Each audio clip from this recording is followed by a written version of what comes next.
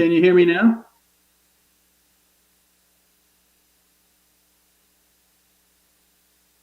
I think you have me muted.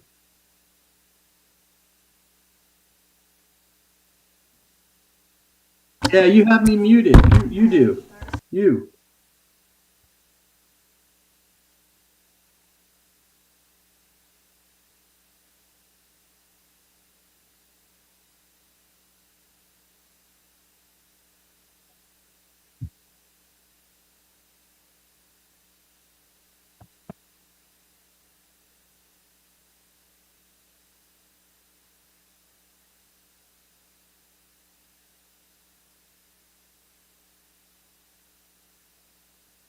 Can you hear me now?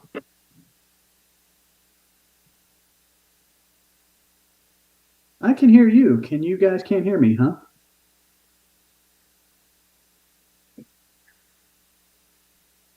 I can hear you.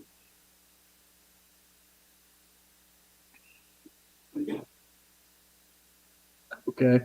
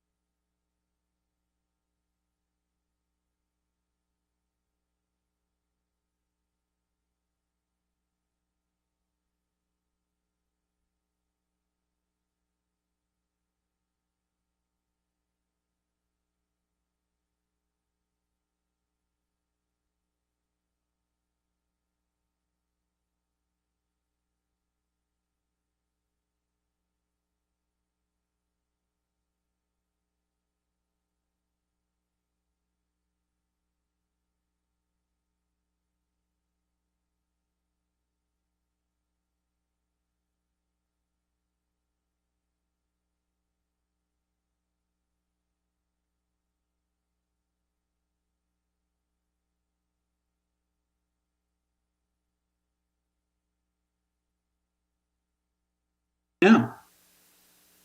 Nothing? Can you hear me? Yeah? Yeah, I got a yell on my end. Can you hear me? Okay. Great.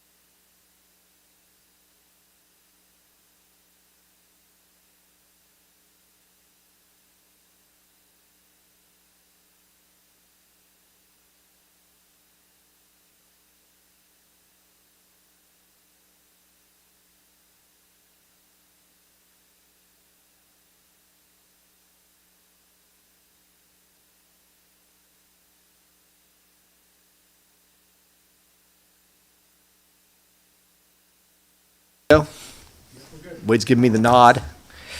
All right, everybody, thank you for being here tonight. It's January 17th, a Tuesday, our second consecutive Tuesday meeting, but we're not making a habit out of this. We'll be back on Mondays here before we know it. Thanks to everybody for being here. We're starting promptly at 7 p.m. If you would, Jeff, if you could lead us in the Pledge of Allegiance, I'd appreciate it.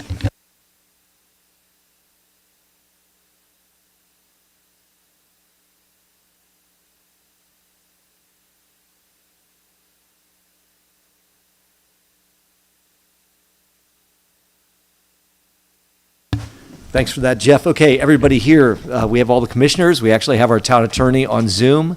Town engineer John Strong's here. Town manager Wade Yost is in the house. Thanks for everybody for being here. So we go with announcements to get the ball rolling. And I know, Ed, you're like last one in. Do you want to be first one out on announcements?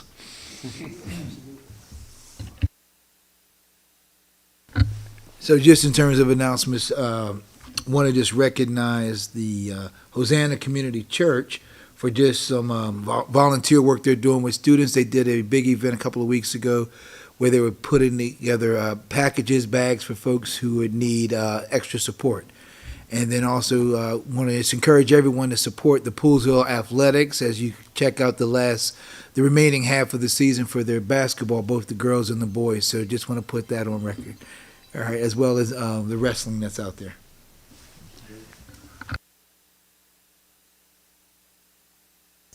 No general announcements. Over to you, Jeff. Just a few.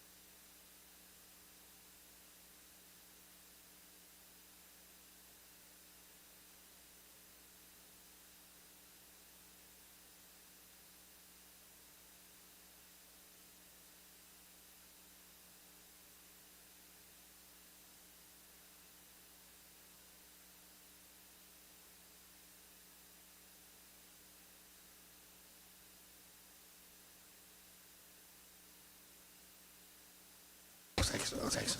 That was, guess nobody heard me. Dexter. Go through them again. No, just kidding. Yeah, thanks. And that's it. Thank you. Martin, go ahead.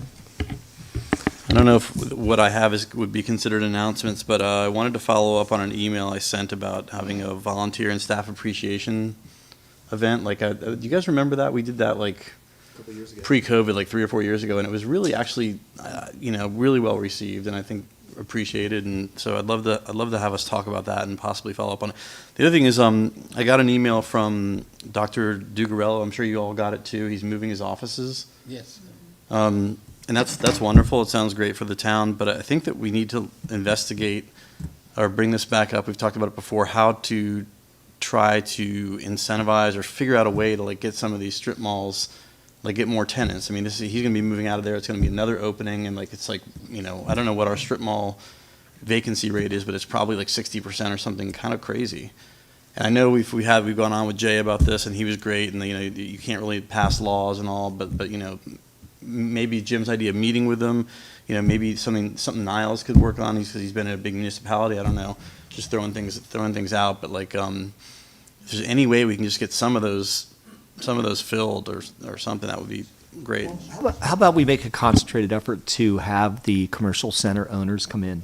Yeah. I mean, we know them all. They're all essentially members of the community in their own way, and I know that they would be happy to come in. And I've kind of talked to them in the past. It really wasn't the right time, COVID, et cetera. But now is the right time. And maybe we need to find really strong business plans and ideas. I don't know how you link these things up. I have a feeling they're going to come in here and they'll be like, we'd love to fill it, but we can't give the rent away. And then we get people to come in and it doesn't work out, and they they're open for a couple of years. But maybe we, I don't know, try to find or maybe we talk about business development grants. I don't know. It seems like we got to think outside the box at this point, because they've been empty for a long, long time, and they seem like they're getting more empty. I And think we're a thriving town. It's not like we're like, in a bad economy and, so. what I recommend then is that we put an economic development on the agenda, maybe even relook at an economic development committee that includes some of the community members, some of the business owners, get the Poolsville Chamber of Commerce involved.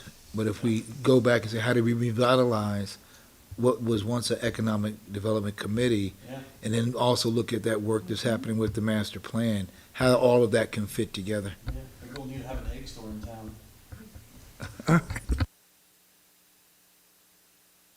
Just to kind of finish up that thought, what I would like to do, guys, and I think that if we get the commercial center owners in to talk one-on-one, have one, like, we can do this. We'll schedule them up for every meeting. We'll just run one through. That once we have those meetings with those guys, then we talk about what we need to do from an economic development standpoint, because it'll be an eye-opener, I promise. And we did it a long time ago. It's probably 10 years ago. And it was an eye-opener then, and it started this, a good rapport that we had with all these, what are really major stakeholders for Poolsville. So if that's okay with everybody, we'll get the ball rolling with that. And then we'll go from there, and it's a good suggestion. And Martin, on your suggestion too, for gathering for the town staff, I talked to a couple of our leaders, and they were, back when you put the email out, and we just kind of let it die out during the busyness of the holidays, but they were all in favor of it. They actually thought it did well. Yeah, And it was meaningful. So if we could talk about that and get a plan together. Yeah. So, That's all I had. I mean, not real announcements, but stuff I wanted to talk about. cool. And I just have one small one. And so last night I was lucky enough, and I apologize to your workspace, your microphones, and anything else that's gone wrong inside this building right now, because we had a whole group of Girl Scouts come in, and I ran a mock meeting last night with Girl Scouts. It was kind of impromptu, very fast put together. Maggie actually helped do it. What is that noise? Something you did last night. I did, so I said I apologize. Refrigerator. Yeah, I apologize. But anyway, it was a lot of fun, and they all sat behind your desks. And basically, I ran the meeting. You all are a lot more professional than what we had last night, but it's very surprising on the things that they know about what's going on in town. And I sat there and I said, let's open up the meeting with, and then one of the members was like, chickens. I'm like, all right, well, here we go. We're going to get the ball rolling tonight. Buckle up. Right off the bat. And then one person, one of the young ladies on the other side says, they're gross. And then I was like, I love them. I'm like, all right, we have synopsized the entire right, and Poolsville is just put in place. Anyway, so that was a lot of fun, and that was last night. And again, I hope there's nothing broken that they did, because when I left, the microphones were bent all over the place, and the microphones are a big hit, obviously. So anyway, that was it for my announcements. Good deal. So, yeah, thank you, Ed. Sorry about that. All right, for our committee reports, Martin, if you could lead us off. So the Planning Commission met last Wednesday, I guess it was. It was a very quick meeting, so there's not a ton to update you on. Wallace Montgomery, who's our comprehensive plan consultant, met with Niles, John, and Wade to discuss the comprehensive plan. They updated us on the progress, and things are just moving along. Michael Breyer was here, and he met with us, and apparently there's some new state housing requirements that just went into place, and they're working on digesting that information and what it means for the master plan. So we're still on schedule, the same dates that I gave you last time, the final product in May or June, hopefully. And we talked about the wastewater capacity report, which we're going to talk about here shortly. My big takeaway from that is that, and Wade, please correct me if I'm wrong here, because there's certainly a possibility. We're about 89% of our water is allocated, and just over 80% of the sewage capacity is allocated. And that's it. And we'll talk about more of that in a little bit. Yeah. Okay, very good. Thanks for that. Appreciate it, Martin. Ed?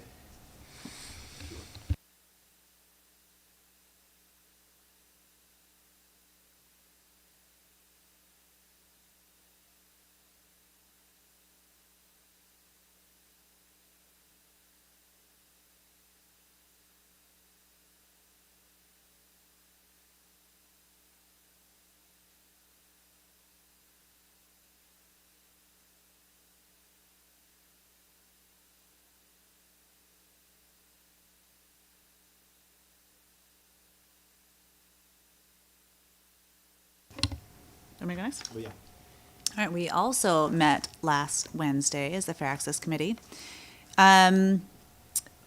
First, the county executives' capital improvement budget came out today, in fact, and there is money for the new gym and developments being discussed around that. It's pretty exciting. I think we are close to getting what we are asking for with that.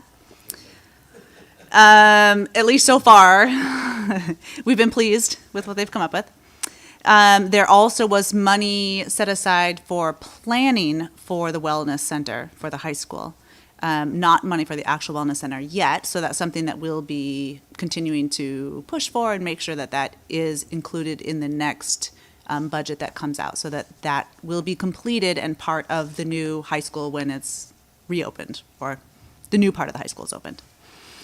There wasn't any funding for the community center or the bubble over the pool in this cycle, so that's something we're going to continue to work towards making sure is part of the next cycle.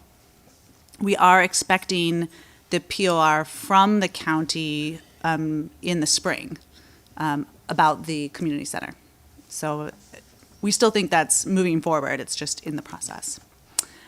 We are in the process of setting up briefings with council members, especially the new ones that we don't know as well, and our new council member, who we do know, Marilyn Balcom. We already have that one set up, and we'll continue to set up the rest of those near the end of this month. Regarding White's Ferry, there was lots of media coverage, great media coverage, really, from the rally that we had a few weeks ago. Also, we were able to draft a resolution and send it to the county council. The resolution calls for prioritizing a resolution for White's Ferry and getting it running again. And so we'll keep things pushing on the county side. We'll also keep media coverage going. I know that we have some things planned with MCM to look at the economic impact of White's Ferry's closure. So we'll keep things moving kind of on multiple fronts. And finally, we also talked about some ways to work with our assistant town manager, Niles, on improving communication and collaboration as a committee, and also some ways to include town input as we move some of these already existing projects forward and think about and set new priorities for the next couple of years. Wow. Great report. Thank you. Appreciate it. Good job. Jeff, go ahead. Okay, by the time I'll turn on the button here. Yeah, so we talked about the four main topics: speed hump policy, skate park redesign, the bouldering park, and budget recommendations. Regarding the speed hump policy, the Parks Board voted unanimously to forward the speed hump policy to the commissioners for approval. We did that last month, didn't we, or earlier this January? You did. We just had a full schedule for tonight, so it's going to be on the next agenda. Oh, swell, thank you, Wade. Also regarding the skate park redesign, the Parks Board agreed to have Assistant Town Manager Niles Anderegg work with the town engineer, Mr. Strong, to produce an engineering study for the additions to the skate park. And Preston always notes that the skate park is the most used park. Also regarding the bouldering park, Commissioner Eck reported that the commissioners agreed that at the meeting of January 3rd to proceed with the planning for the bouldering park. It should be noted that there was no current promise for funding from the commissioners, just an agreement to proceed to the next step.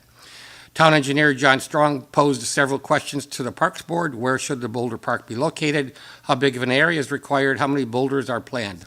Superintendent of Parks and Streets Preston King noted that most of the parks are already quite full with ball fields, tennis courts, pickleball courts, playground equipment, etc. Mr. King further noted that the only large available space in the existing park is Dr. Dillingham Park. Mr. King noted that the large grass field along Wooten Avenue at Dr. Dillingham Park is probably the only available open space large enough for a bouldering park. Mr. King further noted that the skate park is the most, I already said that, and the addition of a bouldering park complements the skate park. Regarding specifying a bouldering park, a Poolsville resident and volunteer firefighter, EMT at Upper Montgomery County Volunteer Fire Department, Frank Velez, is active in the bouldering sport as a climbing guide. Mr. Velez offered to have 2 local organizations speak with the Parks Board to help identify requirements, sizes, etc. Essentially everything that the Parks Board needs help specifying. The 2 organizations are the Potomac Appalachian Trail Club, Mountaineering Section, and the American Alpine Club, Washington, D.C. chapter. Mr. Vella has asked that these 2 organizations provide a memo formally stating their Montgomery County membership supports the project and would likely utilize the park's boulders. They plan to provide this by the February Parks Board meeting. Additionally, they also offered to engage in other community support that they could provide, such as input on scope and size of the park that would make non-residents interested in visiting, as well as other details such as input on the size of the boulders. Top out, I'm not sure what that means. Paint natural features versus configurable holds, and thoughts about how to secure additional grant funding. They are happy to speak at the Parks Board meeting as well. Commissioner Eck was asked to organize a meeting with Mr. Velez and the 2 organizations from the Parks at the Parks Board meeting. Next topic was budget recommendations. The Parks Board meeting of December 7th produced a list of projects for consideration of budget prioritization. The Parks Board meeting of January 4th then prioritized the project as follows. Number 1, Stevens Park basketball upgrade, which I understand is already complete. Number 2, a Stevens Park pickleball court, which I understand is already in progress. Wayland Commons wiring update. Helmos Park restrooms remodeling. Stevens Park lights need resident input before proceeding. Lights would go off automatically at 10 p.m. Helmos Park basketball upgrade, resurface and add basketball backboards mounted in concrete. The skate park redesign, the bouldering park, and Elgin Park pickleball court. Superintendent of Parks and Streets report. This is Preston King's report. Mr. King reported that now all of the town street lights are LED. This provided improved lighting on the streets and sidewalks. Additionally, the use of LED street lights saves a huge amount of time and expense in replacing ballasts on the old street lights. Town engineer Mr. Strong noted that the town received approximately $4 million for the streetscape project. Assistant Town Manager Niles Enderig is working on grants for safe routes to school. I think that's sidewalks, right? Yes. Yeah. Mr. King reported that the first weather event was Friday, December 23rd. There were trees down which needed to be removed, plus the town's Public Works Department pre-treated the roads in the event of snow or ice. The winter project included removing the holiday decorations from Wayland Commons. It was requested to provide $20,000 to replace the old and fraying holiday lights. The Parks and Streets Department will remove sod from ball field number 3 for T-ball. Does that sound right? I think it's also number 2, they're going to change it over to a softball field. Okay. Oh, actually, the next thing, ball field number 2 will be repurposed as a softball field. Thank you. The pollinator patch on Wooten near Collier Circle has several benefits. Helps bring wildlife back to the area, reduces mowing by the town's parks and streets, reduces mower emissions. 1/2 acre mowed 40 times per year equals a lot of emissions and fuel use. Possibly convert the swale on Stearns Court to a pollinator patch. The small patch on Stearns Court is known as a remainer because it is leftover property that is not included in a home property and it is deeded to the town after the builder is complete. Superintendent King suggests a walkthrough in May to see the other remainers. The town is also researching grants for outdoor AEDs, automated electronic defibrillators. The next Park Board's meeting is February 8th, 2023 at 7 o'clock. Love, Jeff. That's it. Somebody else you can talk to about that bouldering park, about input besides those 2 organizations is Kaleva. Oh, yeah, they were Yeah, here. they came and testified, Good and idea. they're Yeah. totally on board with it. Yeah, And absolutely. Thank the you. other thing I'll say is that, like, you talk about people coming from out of town, like, they definitely will. I mean, like, I know people that go, when they go to West Virginia, they go make it a point to go to the bouldering park I Oh, was just yeah. talking about, so. Yeah, good idea. I Thank think you. it'll pull people from all over the Yeah. county. I'm going to add that on my list. Yeah, thank you. Thanks, Jeff. I appreciate the good report. Just in a couple minutes, I've texted all the commercial strip center owners, so we'll might as well talk about it right now because they've all responded already. Wow. And they do want to meet, and they want to talk about what they have going on. And I'll just give you a quick rundown, just because the public's here and we brought it up already. So over at where the Poolsville Library is, they're at 50% capacity for the strip center itself, but the BB&T building. And the BB&T building, there's the owner will come talk to us, but there's a lot of flexibility there because BB&T left halfway through their lease that's been prepaid. So there's a lot of opportunities, and I'm sure the owner is going to come in and talk to us about it, but a lot of opportunities for a business to relocate there at a potentially vastly cut rate. And he's also willing to, according to my text, talk about splitting that building up. It can accommodate a restaurant, et cetera. We're going to let him tell us all that. But that's it at that building. Great. At the Gugini's building, there's one opening right now, and that's it. And we have some good conversations with them. We know who the property manager is, and we'll have him come in and talk about it. They're doing fine. There's no talk about people leaving that right now. The Magruder building is where we're going to lose Dr. Dugarella eventually, potentially. Everybody knows the Mexican restaurant was put up for sale. Not really sure how that's going to go, so that building could only be half full when it all comes said and done. Duncan has a long-term lease. They're doing fine. They're not going anywhere. But they have a purpose-built building, too. Finally, the Pete Alupis, the building all the way at the end of town, on the other side of the intersection at Bassett's, is it's actually, the building itself is 70% rented. So they have plenty of space above the building. It's a two-story building. There's a lot of possibilities for there. He's actually been engaged, and several of us have been engaged about the possibilities of how that building could be used. It could tie into Riverworks. There's some stuff out there, and he's engaged, and there's some possibilities there. And that does include the fact that K2 is doing great, and their gym is doing well, and obviously they're expanding their business. So, and that is also the same person that owns the K2 building is the same person that owns the commercial strip center where Potomac Valley Surveys is, and some of the other rentals there. So just, there's a little minor update, but we're going to hear right from the people when they come in. They're all enthused. They all want to come on the same day. I don't want to do that, but we'll get a chance to interview everybody and have a good conversation with them about it. Do that a little quicker next time, that would be great. I know, yeah. Well, it was a quick little, it's amazing how fast the people respond. So I tell them we're live too. So, we can put them up here and let them speak to you guys directly. Anyway, so that's a quick little update. And thanks for bringing it up, Martin. It's a very good point. We will bring those guys in. We're going to get a better understanding, and then we can formulate a better economic development strategy, work with the chamber, work with Fair Access, talk about what those commercial centers can mean to Poolsville and how they can be maximized. And every single one of them has talked about that they can make you a great deal if you want to bring a business in and start something up. So Well, I think the key is getting the right business, and something Putting a Band-Aid on they want to do the same thing. Yeah. They are really about getting the right size business and the right companies that would come in. They do not want to hand the keys over to a one and done or something that's going to happen, and then 2 years into the lease they walk away from the last 3 years of the lease or something like that. So anyway, they can tell their story. Public comment part of tonight's meeting. So I'll say up front, if you're here to talk about chickens, we've exhausted that from the public. We appreciate all the input. It's been an amazing dialogue between everybody. I'm shocked there was no pun there.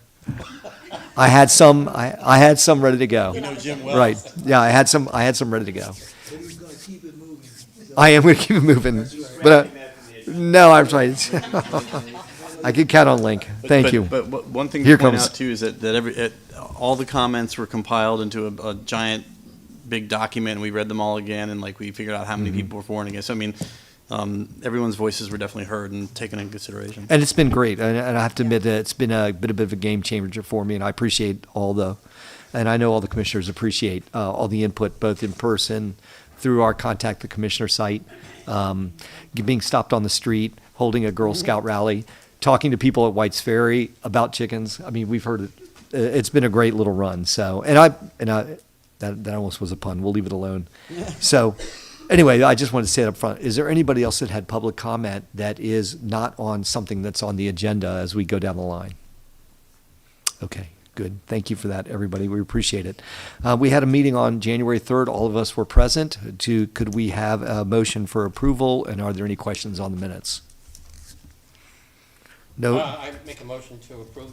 Thank you. The minutes of the January 3rd meeting. I'll second. Motion by Jeff, second by Martin. Are there any questions about it? Nope. All in favor of approving the minutes of January 3rd, 2023, please say aye. Aye. Opposed? None?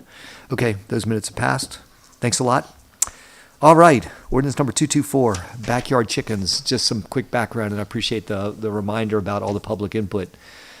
This is an issue that has been in front of the commissioners, planning commission, years before, several times years before. It gathered some steam on this last go-around. That's not, I want to talk about, again, there's a lot of cooking jokes here that could come into play. It gathered some steam recently, and we've had a lot of good discussions about it. Commissioners have had a lot of feedback from our residents. We've heard it from online, written, in person.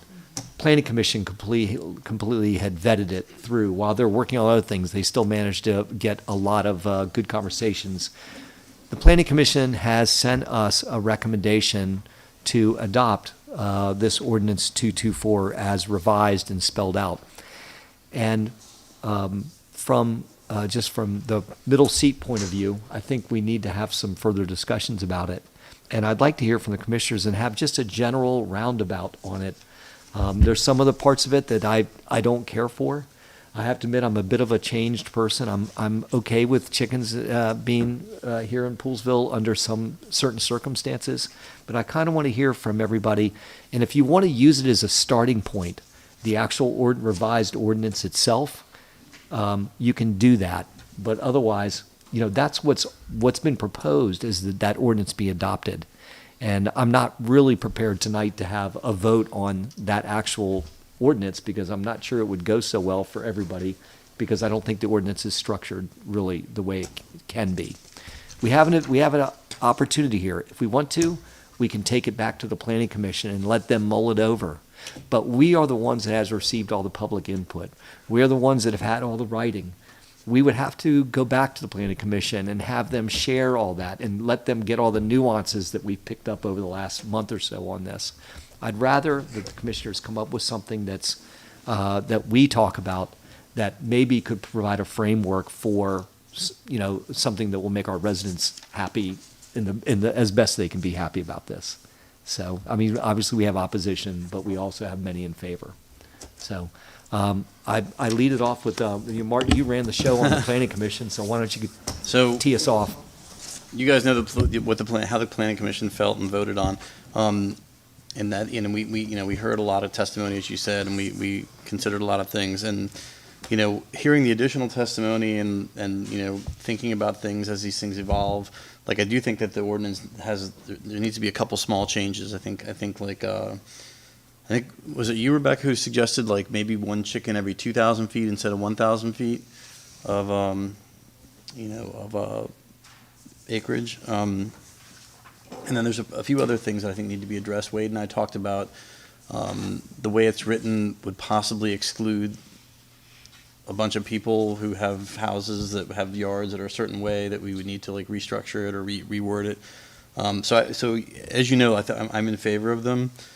The people that I heard from, it was like probably 3-1 in favor, and I think that's kind of what Niles found too when he compiled all the different comments. The vast majority were in favor, but I do think that it makes sense to change a few things. And Jim, as far as your comment goes about sending it back to the Planning Commission or just dealing with it here and now, so to speak, I'm fine with that. I think there's no reason we can't do it if that's the way you want to go. Well, if we can get there, then I'm okay with not sending it back to them because I appreciate the fact that I feel like the Planning Commission, I've watched all the meetings and I know all of us have watched all the meetings. I just really felt like they exhausted it as best they could. Mm-hmm. And what they came up with was not radically different than what's accepted in other communities. No, it's the same pretty much. Yeah, exactly. Well, I mean, different communities have different allowances. But that's my standing behind not necessarily kicking it back to the Planning Commission. But again, it has to come up with something that I think that all of us can feel like we're all elected individually. There's 5 of us up here. It's going to take something that's going to be workable for. So what does the that look group. like? If Jeff says A and I say B and Sarah says C, like how do we get there? Like this, do we like, Well, I got a blank sheet of paper here, and I'm willing to like take down the notes for each one and then try to see if there's some way to put together a compromise that could So- potentially work. For those commissioners who still have strong reservations, what are the biggest concerns? I think that's the most productive way to approach this. Well, to me, so from a reservation standpoint, I don't want to speak for everybody else, especially, and I think Jeff is the harder edged on the no or the less threshold for compromise. And so I want to hear from him on it, and he's got some good ideas. But I think that what we've heard from residents has been, there's a general population of whatever percentage it is, less than the people that want it, that are worried about enforcement. And the no enforcement relatively that we have now, and then enforcement when this gets moved forward, and then really what does it look like if we end up having chickens? How does that work for, better general information? Where can the coop be located? How close can it be to my house? I don't want them, but if they're not too close to my house. That's, the general objections that we've had. Wade, you have more. We've kind of talked about it. No, I think you're right. I think, yeah, Jeff is pretty adamant on where he stands with it, and nobody else is really, I think there's a couple hangups. We could actually take a look at the ordinance that was gonna be passed, and there's a couple of points there that are gonna be sticking points. We can get right to them and hash them out. One was people were fine with their pros, as soon as we said, well, you can have X amount of chickens, which was 1 per 1,000 feet, which is kind of crazy, but limited at 6. So I think everybody was on board with that, and that's something we should probably think about plugging in. I've seen that so many places right there. We can still keep 1 per 2,000 feet, that's fine, up to 6 and cap it at 6, unless you're a property of 1 acre or more, and those are other categories, or actually 2 acre plus would be a different category, and it already is in the code. and let's not forget too. I mean, if we start at 6 and it just goes fabulously, and everyone's happy or whatever, we can always increase it if there's an appetite for that. Not radically, but But for a household, 6 chickens will give you a lot of eggs, more than you can eat in a household, I can tell you by Yeah, experience. the only I would have thought that too, but the one thing I did hear about that is that the way that these things work is that they have 4 productive years. Help me here, Rebecca. And then they have 2 years where they don't lay, and then they typically die of old age. Kind of like you have the ones who are Yeah, so it's producing kind of and a the ones who staggered aren't. thing. For a while, that's true. Yeah. So, but anyway, but yeah, I like the direction we're going. So, and I guess we can talk about a lot of the details. But Wade, I think that it would be helpful if you could suggest. You're so good at the zoning stuff. If you could suggest, hey, you've read the comments, you've heard the meetings and all.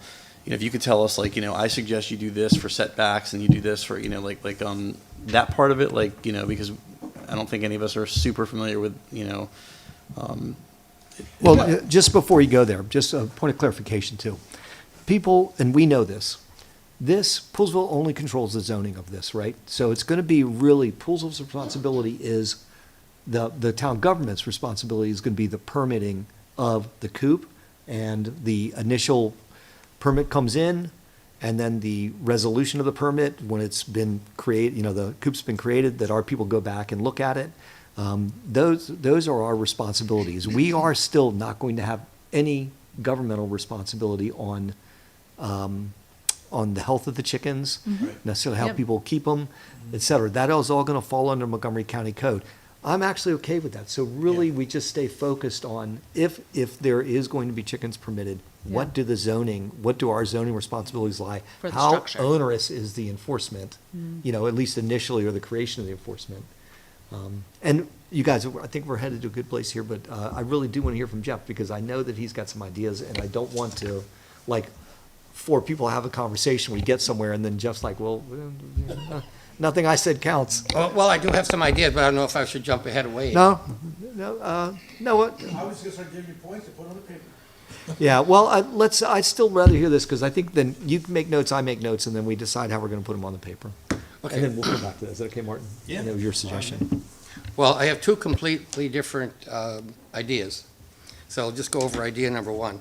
And idea number one was, revisions to the proposed ordinance number 224. So I have a number of things that I did write down.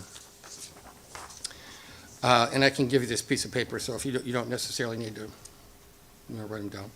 So, and I didn't just take this literally out of the air either, right? So I did some research on my own, mostly through Google and whatnot. And I looked at a zillion different YouTube videos. And they were very interesting. Anyway, so one of the things that I'd like to see added was in terms of the permitting, because what Jim said was basically true. Once a permit application is received, then I guess it's yourself and Niles that go over and measure and see if all the boxes are checked and whatnot. But then after that, right, and I don't know if you go and check to see if the build out of the coop actually matches the measurements or whatnot. I don't know if you do that or you don't. But then beyond that, there's nothing. So, there's no enforcement. So anyway, what I wanted to add here, right, and you can all kind of, throw eggs at me, I guess, if you want to. Anyway, it couldn't help it. So this is what I wrote down. So when a permit is received, the town staff sends a letter to the neighbors. The letter explains the permit request, including the plan of the proposed chicken coop. The letter also includes a postage page return postcard. The neighbors vote yes or no, and return the postcard directly to Town Hall, not to the person requesting the permit. If any neighbor votes no, then the permit is denied. So that's number one. Number two is proof of attending a backyard chicken training program. Number four, we're going to skip something. A site plan is included, so I guess this is already part of it, right, to include the placement of the chicken coop. Number five is an annual fee of $100. Now, you can debate the number, that's fine. Number six is a maximum of 4 female chickens, regardless of the side of the backyard. Number seven is, we'll skip that. Number 8 is chickens must be registered with the Maryland Poultry Registration. Proof of registration must accompany the town's permit. Submission of the permit paperwork and fee is not a guarantee of a permit. The fee is returned in the event of a denied permit. I think I didn't have, HOAs or covenants I don't know if there's a big difference there. A permit renewal is not automatic and permits are not presumptively renewed. Homeowners associations and covenants may prohibit backyard chickens. Then I had also a maximum, again, you're welcome to debate any of these points. A maximum of 10 chicken permits be allowed for 1 year. If there are 0 complaints, then additional 5 chicken permits be granted for an additional year, the next year.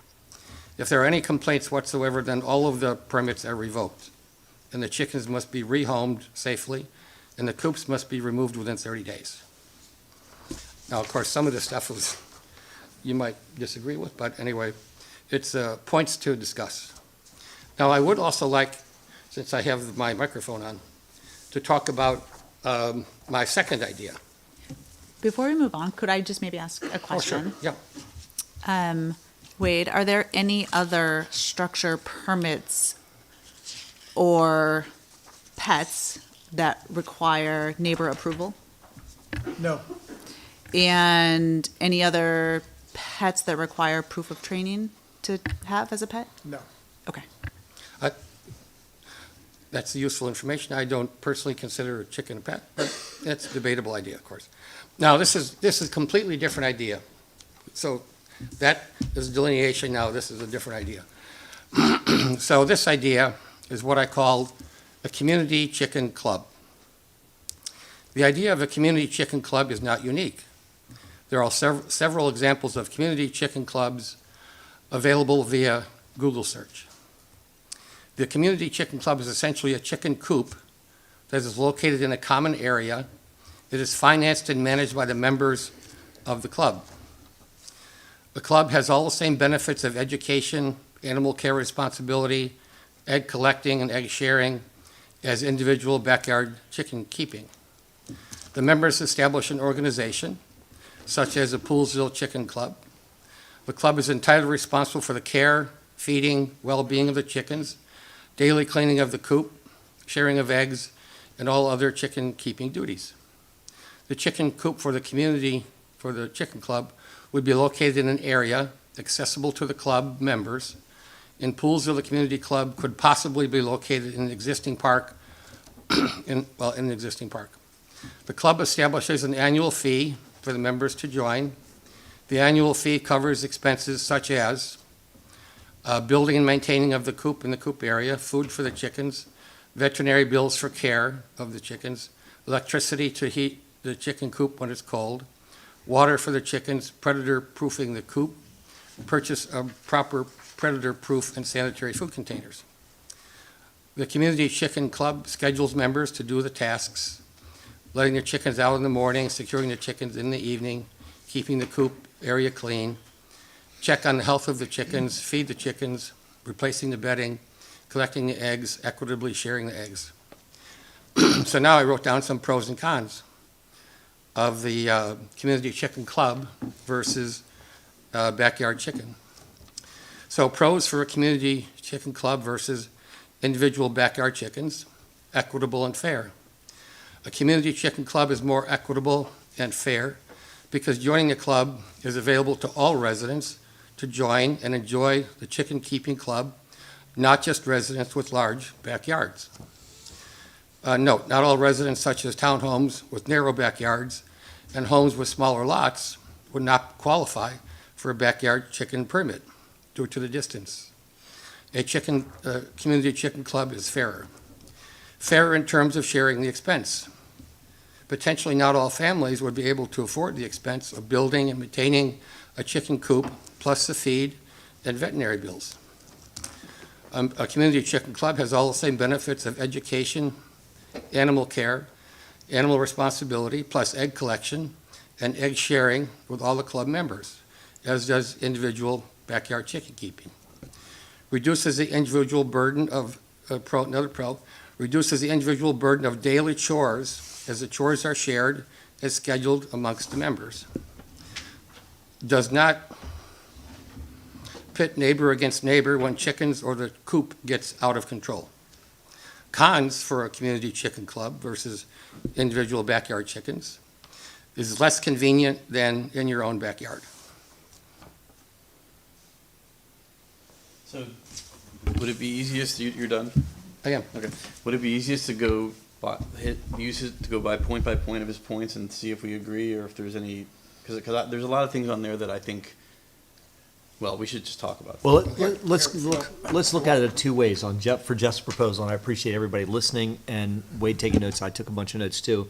And actually, Jeff's conversation has, I've got a different compromise that I'd like to talk about, but Jeff's points have raised some questions for me on the compromise that I have, and I appreciate that, Jeff. Well, I printed out copies. Yeah. Well, if you have them, pass them down. The key, I think, is one of Jeff's, the second half of his proposal came in talking about the chicken club. And I need to know, I want to hear from the commissioners, their thoughts on the path that we've gone down, and does the chicken club make sense to you? Because if it does or it doesn't, and Wade, you could probably start us off about how do you think the town would have any role in administering the club? Yeah, these are all the same. I would hope none. You would hope none? Okay, well, there you go. That's a very So, upfront. follow-up, Our involvement, I said I would hope none. so follow-up question to you, Wade, in regards Yeah, go. to some of the points. Are there any other amenities or situations in which someone's size of their yard might restrict what's accessible to them, like a swimming pool? Yes, lot coverage, sheds, I mean, all those type of things have a zoning aspect that. So if limits someone has a size. smaller yard, they may not be able to just do certain things? Correct. Okay. So that already exists, and have we had a lot of contention No, between, okay. Violation? probably. So, Okay. the people that I heard from and that heard that, because you mentioned that idea at a previous meeting, I did, yeah. seem to feel strongly that they'd rather have their own, control their own chickens in their own yard and make those decisions. So personally, I think that we probably I'd like to see us go down the avenue of like finding like a good, reasonable compromise and like people being able to keep them in their yard. How do you all feel about that? So going back, I think if we look at certain orders of things, I think the ordinance as is written, I wouldn't support it as is written. I do support chickens, but I don't support the ordinance as is written. I think that has to be modified when we look at the language. There's some things that should be explicit. When we talk about the type of bird, we should spell out chicken, we should spell out no roosters. I think we need to re-examine the distance between the houses. And a lot of that's going to be in section 6 is something we have to look at. So as we're going through listening to different proposals, I think if we go and we have a totally different type of proposal, I do think it would be important to hear a little bit more feedback from residents, because residents gave feedback based on what was presented to them. I think for us to make a decision without at least having some feedback from residents, unless the changes are very minor, but so I think that it's important. I think that it's great that we could come here and we have a great summary from Niles. I read through all of that. I read through all of the things that were sent to us. And you have concerns on both ends, all right? So I think that looking at how do we create something that minimizes some of the concerns that those who are against it have voiced, and at the same time support. The majority of people who responded definitely would like to have backyard chickens. And so how do you honor that and at the same time begin to minimize things that are within our control? And I think that mechanism of control is going to be through the permitting process. Yep. And so that's where I stand on it. I like the idea, let's sit here and hash out something. In terms of the club, is that I think there are pros and cons. I think a club is great for those who might not have a backyard. If I live in a townhouse and I want to say, hey, how do I get in on the deal? Well, maybe that might be something to explore, but not at the town's expense of the oversight for it. I would not support the town having to run that, but I think that you got to flush out those pros and cons. That's where I am now. So I think as we go through here, any other proposals, then I think we have to look at the ordinance that was presented and mark that up. Yeah, that's what I think that's Yeah. the piece. So I think Jim just said he had some type of a thing to present as well. And I appreciate you saying, and I do want to say that actually, if we hadn't walked down the path that we've already walked down, and we've walked down it several times since I've been a commissioner already, but if we hadn't walked down the path, and I think that there's a new engagement of like this personal engagement where you do want things in your backyard versus having a community chicken club. I actually did some research because Jeff kicked it over to me, and I thought, if we hadn't already done everything that we've done, and I'm not saying raise the hope of the residents because, we can raise the hope and then we can bring it back down again. But, we've kind of walked down a path already that if we hadn't walked down it and we'd introduced the idea of a chicken club and that was a little more finished too. Like we could say, it's going to be on this land. It's going to be here. We're going to follow the regulations of Santa Monica, who has a chicken club. We're going to have that. They also have backyard chickens, but they have a chicken club for the equitable part of it, which I thought is, to me, if people know me, one of my biggest fears right off the bat was it's a separation of residents. It's a chickens are a potential divisive point between residents. It's also a have and have not situation. It does kind of answer those questions. Go ahead.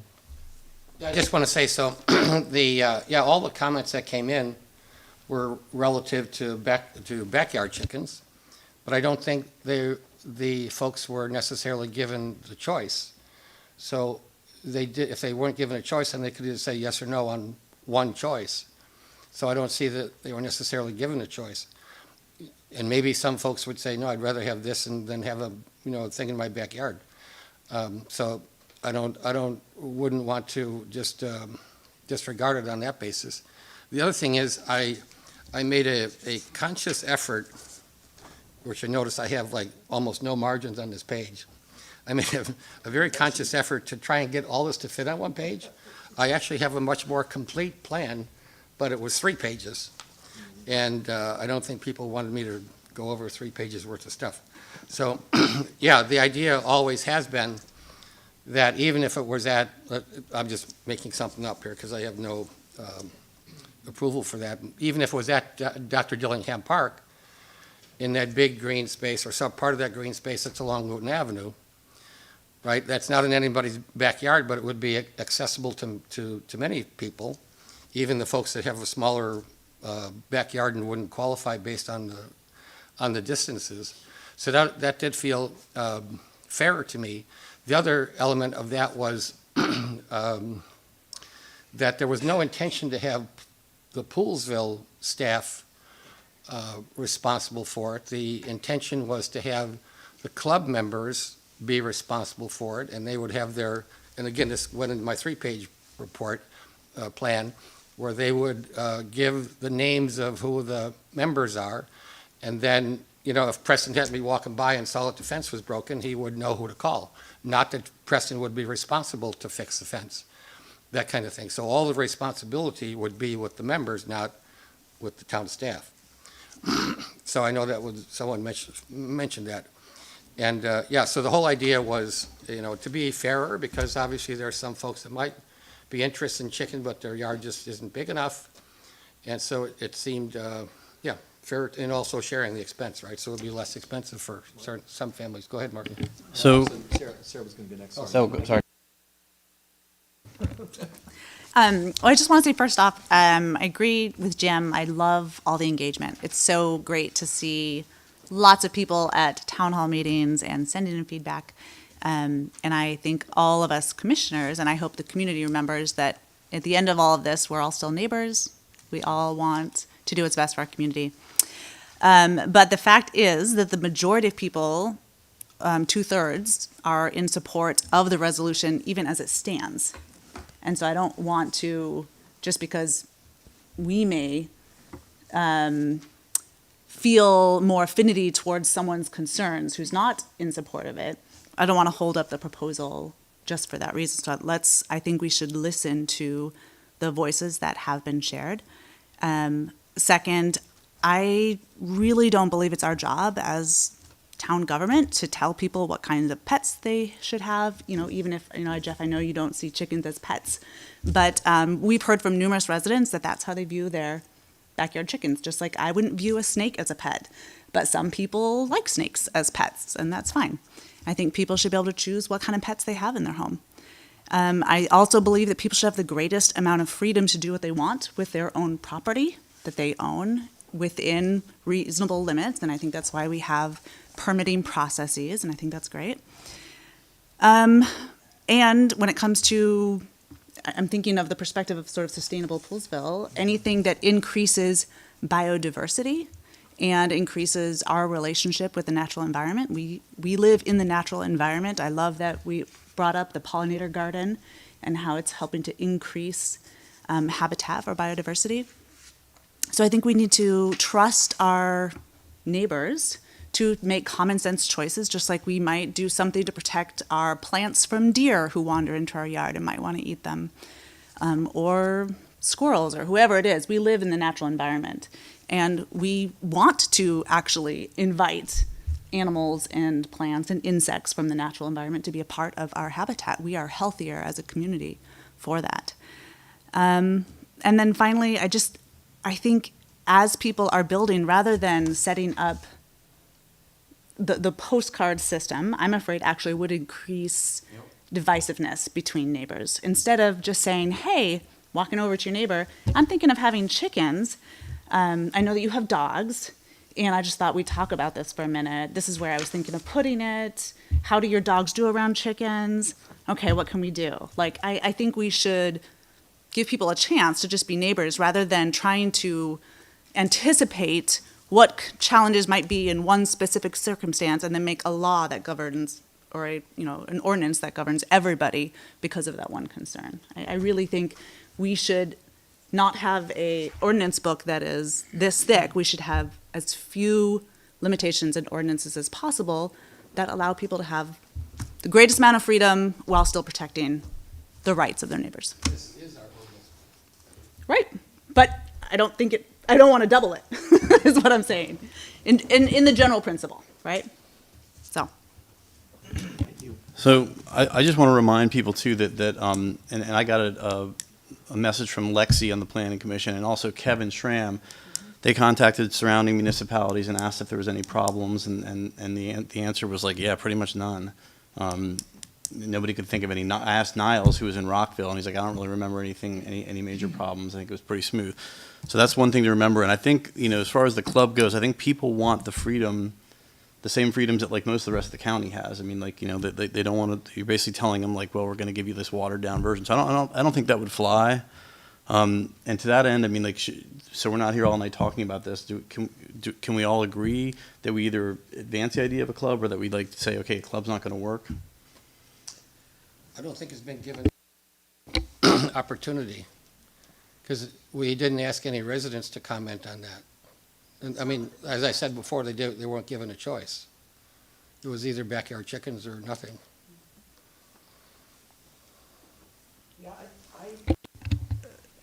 My only thing is I actually still like the idea of it, but I think the cat's out of the bag a little bit. And that, the research is good, and actually, and I built in several parts of this into my notes, which maybe the group here is not going to like either, because it encompasses some of the ideas that Jeff's put out there. But I still believe the cat's out of the bag, and I don't necessarily want to go back and have to have this be, that we're going to have chickens of some sort. Now, would it be community chicken club or would it be backyard chickens? And then if we say that, then what are our specifications for the backyard chickens and the chicken club? Again, we'd lay it all out just like you've talked about.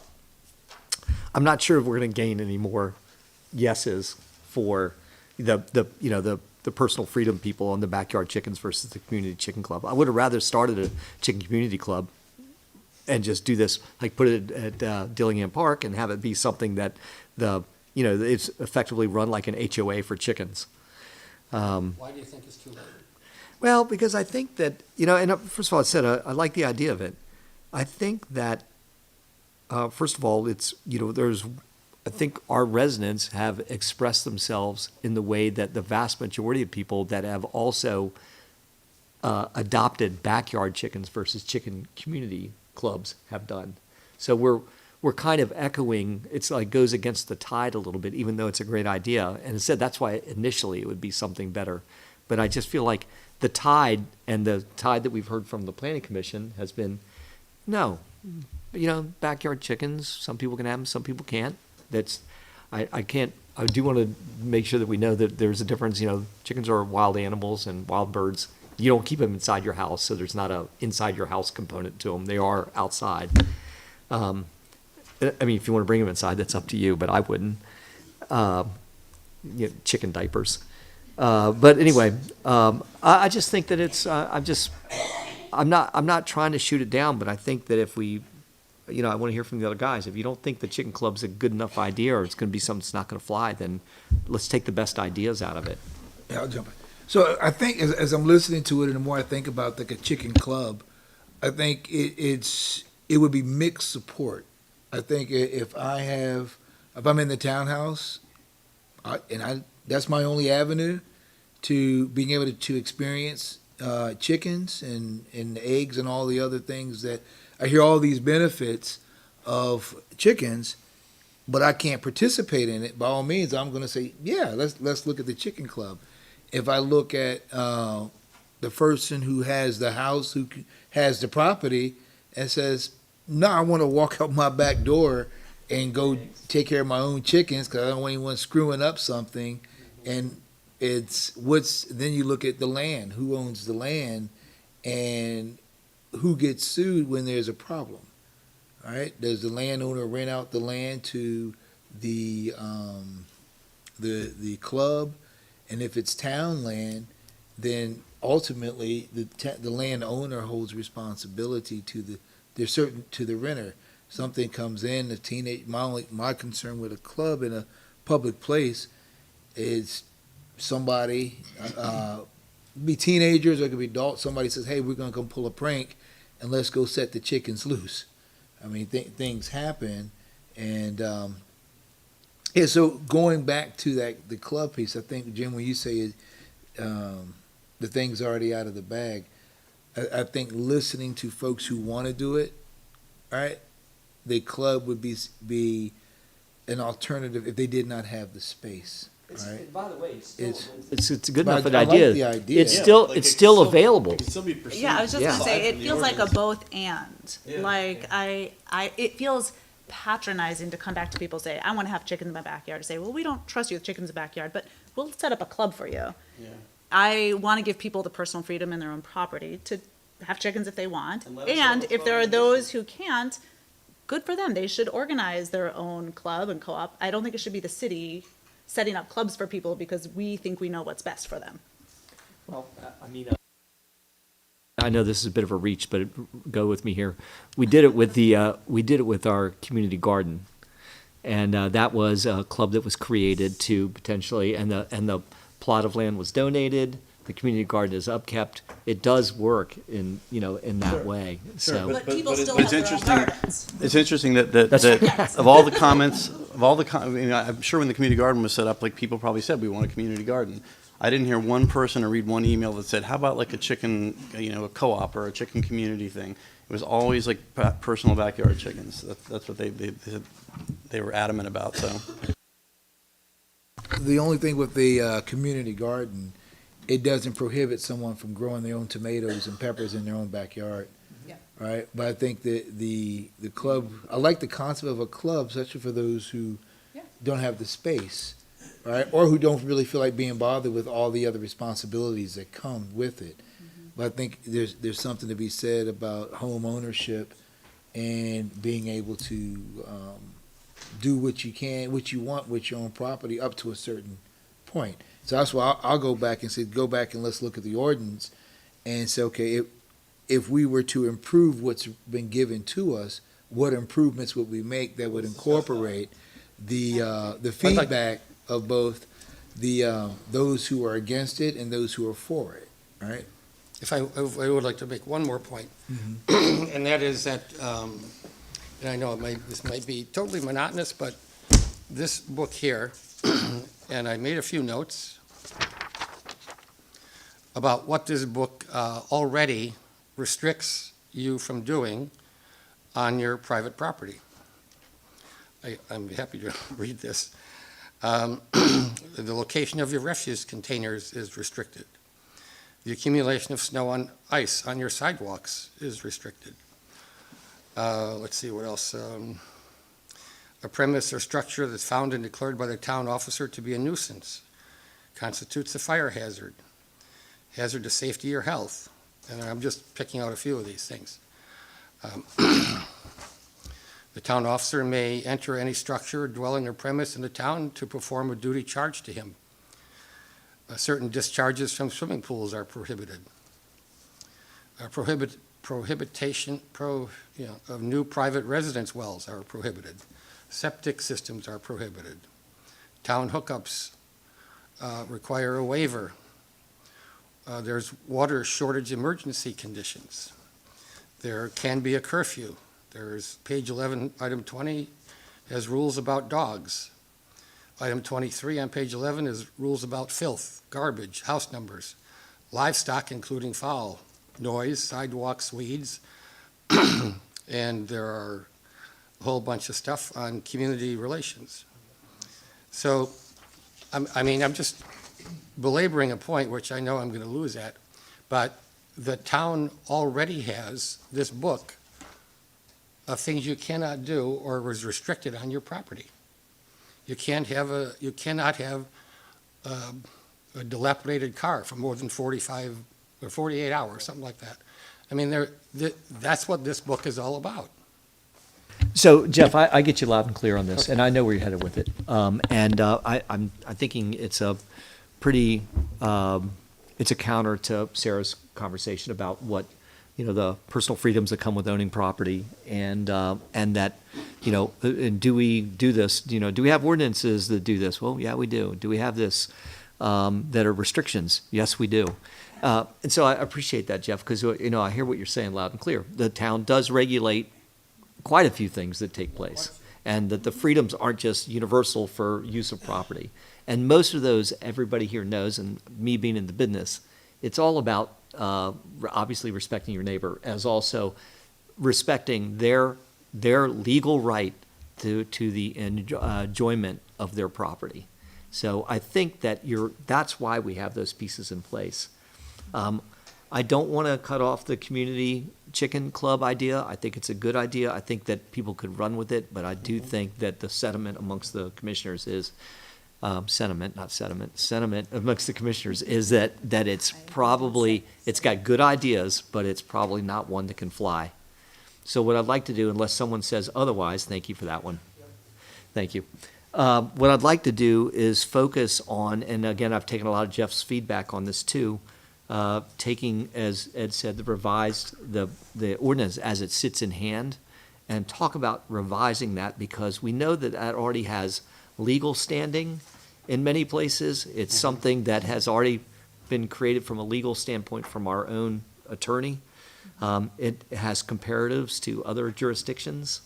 There's a lot of mutuality that we can take from that I think that if we can have a good discussion about modifying it, that we can come up with something that could work.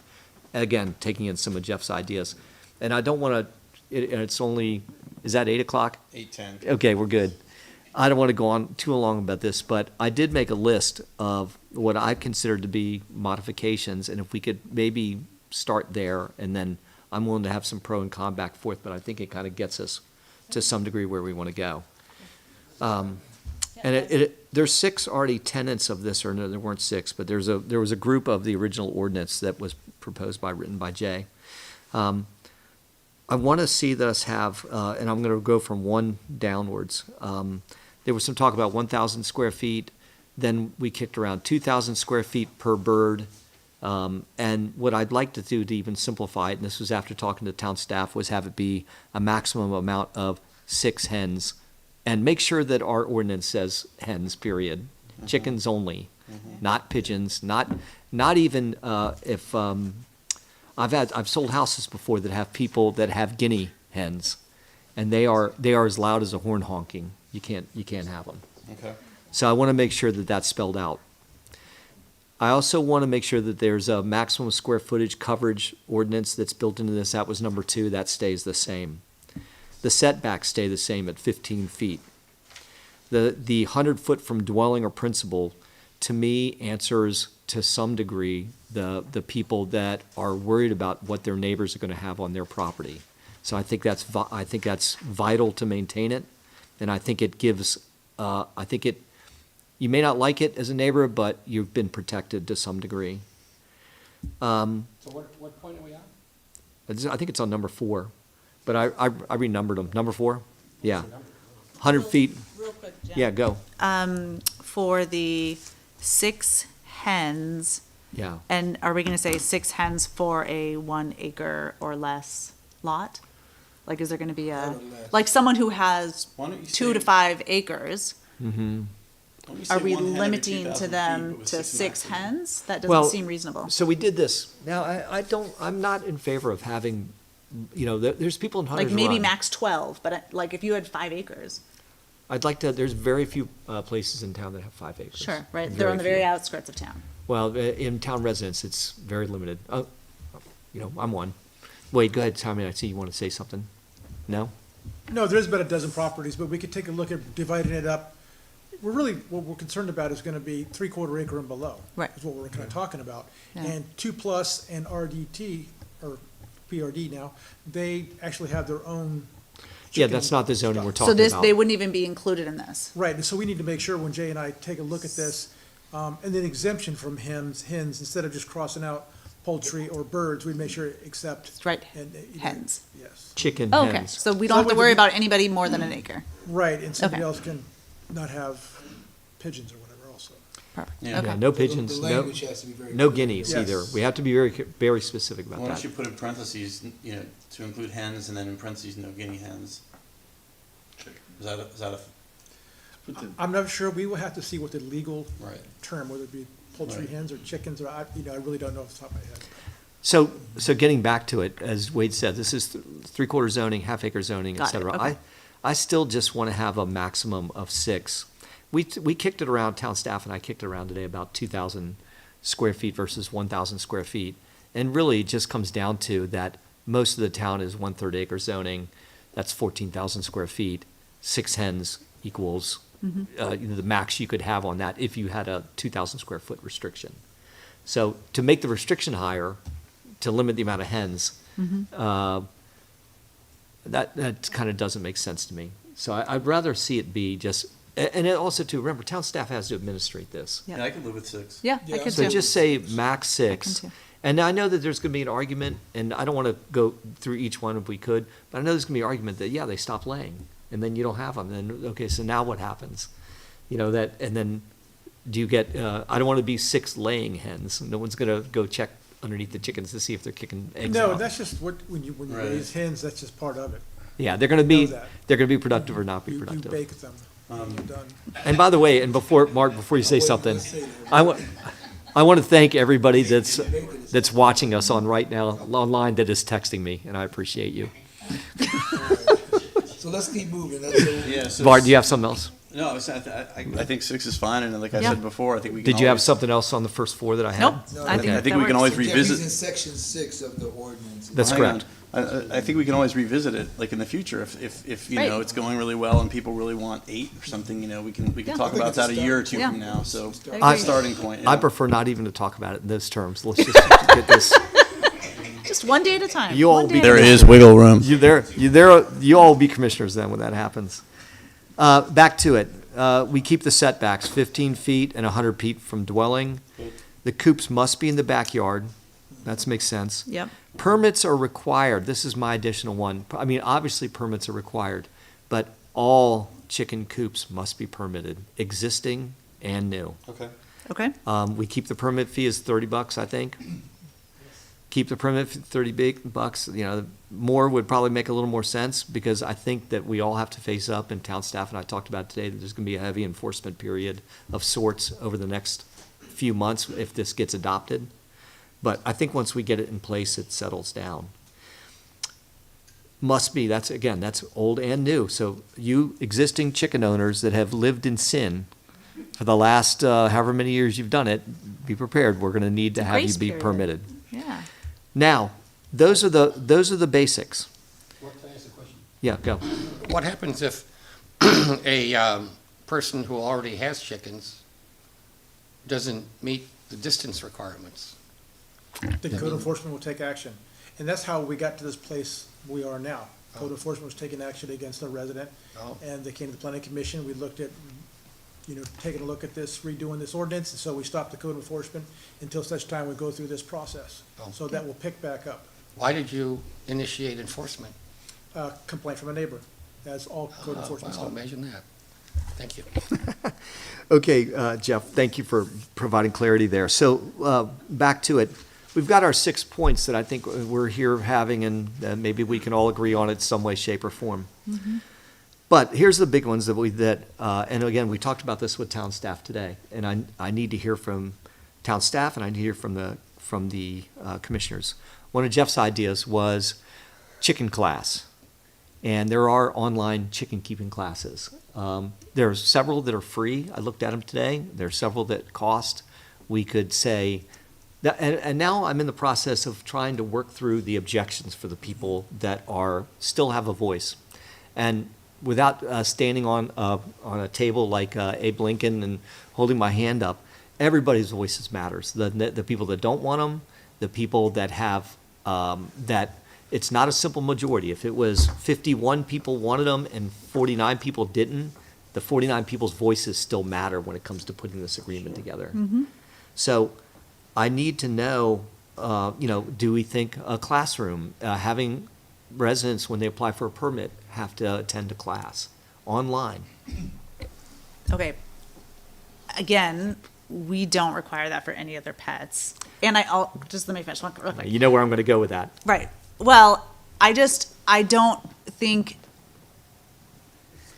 Your dogs get kept inside. Your cats get kept Well, inside. actually, All a lot of animals- my neighbors' dogs are outside. Well, then that's, I'm sure they go in at night. Yeah, no, they do. So, anyways, I'm real hesitant to add another layer that the town is enforcing and controlling about how people, again, prepare for ownership of an animal. But I do, and I've already seen that there's a very active local Poolsville hen keeping group in Poolsville, and I think that they can. Is there a way that we can pass on that sort of holding one another, helping one another do a good job of being hen keepers amongst themselves, rather than the town always needing to step in and tell people what to do? What about if we find like a middle ground and we were to just say, when you fill the permit thing out, here's a link, please attend this class virtually, and hopefully they do. Okay. One of the I won't say the woman's name, but called me on the phone, so we had a nice discussion. And I went over a number of the elements that I had thought about. And I don't want to put words in the woman's mouth, but she was quite agreeable to have the person attend a chicken training program, and then, you get some kind of little certificate at the end, and that's part of the permit paperwork. Just turn it in with the permit. Yeah, I mean, Okay. and this was one of the ladies that's quite, vocal about having backyard chickens, and she was perfectly okay with it. The county doesn't require any kind of classes, do they? The county does not, but I have seen that written into several ordinances when we were doing our review process with the planning commission. So I actually like the idea of having some type of workshop, a person who wants to get that permit, that they go through, whether it's an online or if it's a workshop. It doesn't have to be an exhaustive workshop, but I think that because some of those issues that have been raised, if it's about those who know how to build a coop, or those who have a coop that's not as secure from, say, some of your foxes and raccoons, what do you call it, coyotes, and others who might know how to get one that's built very well and certain things. And so I think about that person who's brand new at this. They love the idea, but they have no idea what they're doing. They have no idea what they're getting into. And being able to have some type of class that they go through, workshop, whether it's online or in person. And I also had a conversation with one of the people who have a strong feeling of supporting this, who said, hey, she said she would do that, help out. So I think it's something that, as that permit process, you also, when you're applying for your permit and this is what you want to do, there's some type of workshop that you go through that at least covers some of the basics of maintenance of a chicken coop. These are the things you need to know. These are the things that you do to help you make sure your chicken doesn't get whatever the diseases that might be. Something like that, because I think when you do that on the front end, and then if you have, in terms of your code enforcement, or if you have someone if you have to come back and say, hey, well, look, you knew from that workshop this is what was covered, I'm not as likely to entertain a lot of complaints about what happened to somebody's chickens, all right, when they chose not to go get the education that they need to make sure they've done their part. All right, I'll give you an example. Chicken gets out the yard, they didn't keep the coop secure. It gets over to the neighbor's yard where the neighbor's dog likes chickens also, all right, but that chicken's on their property. The dog does what nature does. Some dogs will play, some dogs won't. But I think if you secure that in terms of, hey, this is what you're getting into, not discouraging anyone from having their own chicken coop, but let's help you out, all right? I think let's help you out and understand these are different options for coops. This is what you do. This is what happens in the winter and the storms or whatever, But right? Can you get on board with when you get the permit, we just ask them to please take the class and do it on the honor system? Because how do we enforce that? So I think we have to maybe hash that out, Okay. right? For it's Or would we be willing to accept any certificate of a chicken training? Like, we're not gonna get into the business of vetting which ones are good. Accredited, like, right? Well, what we could do So- is suggest probably 4 and say, you can go through any one of these 4 classes and you'll be fine.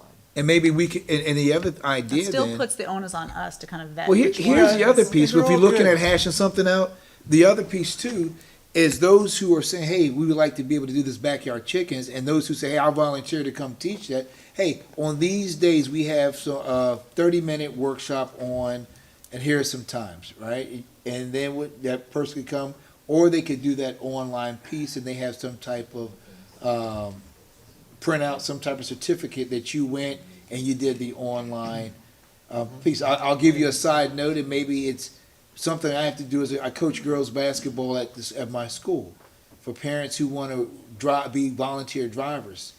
They have to go through an online class, safety class, in terms of certain regulations per the county. And I have to get their certificates. Now I have to trust that they actually got there, but they do got to sit there, get the certificate. 10 years, 5 years ago wasn't a big deal. Now it is. And my point, it's nothing that would be too difficult if you're going to go into the chicken piece anyway. All right, knowing how to take care of your chickens, and then you can have those who aren't even be experts, like zip, zip, zip, zip right through it. So, but something that you could turn in with your permit. I'm fine with something like that. Like, I mean, I always think education. The more education, the better. I just don't want the town to be burdened, like, I agree. having classes in the back of town hall or something, like. We're not gonna do that. But a volunteer structure would be good, yeah. I think that we can, in 5 minutes, I found 5 different places that offered classes and certificates that are easily transferred. It's an email. It would be turned in with the permit. Again, Okay. I'm trying to answer the people and cover the voice of the people that Yeah, that's are good. opposed. That Because that was sounds a big reasonable. thing they were talking about. Yeah. A lot of people talked about, well, they don't know what the hell they're doing. They have chickens now, and it's, poops all over and blah, blah, blah. Okay. Okay, so that's one, we'll deal with that one. One of our intrepid listeners just hit up and said, is a coop going to be required? I would think yes. Yeah. So, and that's is that in there? Do we know if that's in there? It's not, it's usually just kind of a commonplace thing, that you Right. have to have a coop, because free Otherwise range the chickens in foxes your are backyard wouldn't last too long. Well, I know, it's amazing. I mean, I know several residents, the many residents that have chickens. I was part of their community. If I- And, hang on. Yep. And they said, and there was a lot of free ranging going on out there. And a lot of people that wrote me to complain about it said, they don't have a fence and they don't even have a coop. And their chicken just go over there and scratch and do everything they do. And, I just didn't know if it was really, I wanted to make sure it was in the ordinance, and I think it's important to have a coop. We'll make sure we, Language in there, we'll yeah. make sure we can do that, yes. Okay, Jeff, go ahead. Yeah, I was just going to say, one of the elements on my paper, which I didn't read because I didn't know we were getting to that level of specificity, was I had coops which must be approved by the zoning department and inspected, must provide 4 square feet per bird. Now, I didn't make this up, obviously, because I don't know anything about chickens. Must provide 4 square feet per bird, be heated, and have at least 1 window. They must include perches and 1 nest box, which is where the chickens lay their eggs. 1 nest box for every 4 birds. That's what I had in terms of coops. So if town staff could just come up with language for the minimum, I don't know about heated, because we didn't heat ours, but if town staff could just come up with language for what a coop must, that's basic and part of our permitting process and easy for us to administrate. Yeah. For Easy. what a coop needs to be made up of. That's taking the spirit of what Jeff suggested. I've got a ton of stuff. Okay, thank you for that. The coop's required then. These are the fence situation. We talked about this at town hall today too. Fence has to be required, I would think. And a fence would have to be either surrounding the coop itself, or would we allow the entire backyard fence to be the roaming area for the chickens? That kind of cancels the idea of the setbacks. So I want to kind of hear a little bit more. My thought on that is that the overall size of the coop includes a run area for a minimum size for the chickens, and they need to be, that's the only way you can get your 100-foot setback from another house and cover that area. And I think the vast majority of chicken holders, we learned from others that they do, you have the coop and then it's enclosed with a fence. There's plenty of room for a person to move around inside the fence to feed and empty the poop out and do all the stuff that you do, but it still is, that it's still a decent size. But I think the subject matter for this board is it, is that going to be a direction that we could go, or does it have to be, you just feel like, hey, my chickens are your chickens, or they have the full right to use my property up to the, 1-inch line of their fence. Wait, what did you find when you looked at other ordinances? Some did not allow free ranging, some only they didn't really speak to it at all. You have to have a coop, they need to be kept in the coop, and had setbacks, but really it didn't specify free range or not. I mean, a lot of people do take their chickens out when they're in the backyard and they let them run around, and it's, I think if you It's wet their your chicken thing. in your backyard, that's Right. one thing. When you're ready to bring the chicken back in, bring the chicken back in. so I don't know if it needs to be, Allow other pets right up to the fence of our. right, so I don't know if you'd want to speak to it or not, or just leave it open for right now. Because no one's gonna, they gotta call town hall, these chickens are out. I'm more worried about that enclosure has to be required besides the coop. Yes, for sure. An enclosure has to be required. It's either our decision as commissioners here is decide, is it the property line or does it have to be something that, as Does that again, have a what Wade separate says? enclosure Yeah. Aside from just a backyard fence? Is that what Yeah. you're asking? Yeah, it's gotta be the 15-foot setback, Yeah. Well, I just wanted and to the add 100.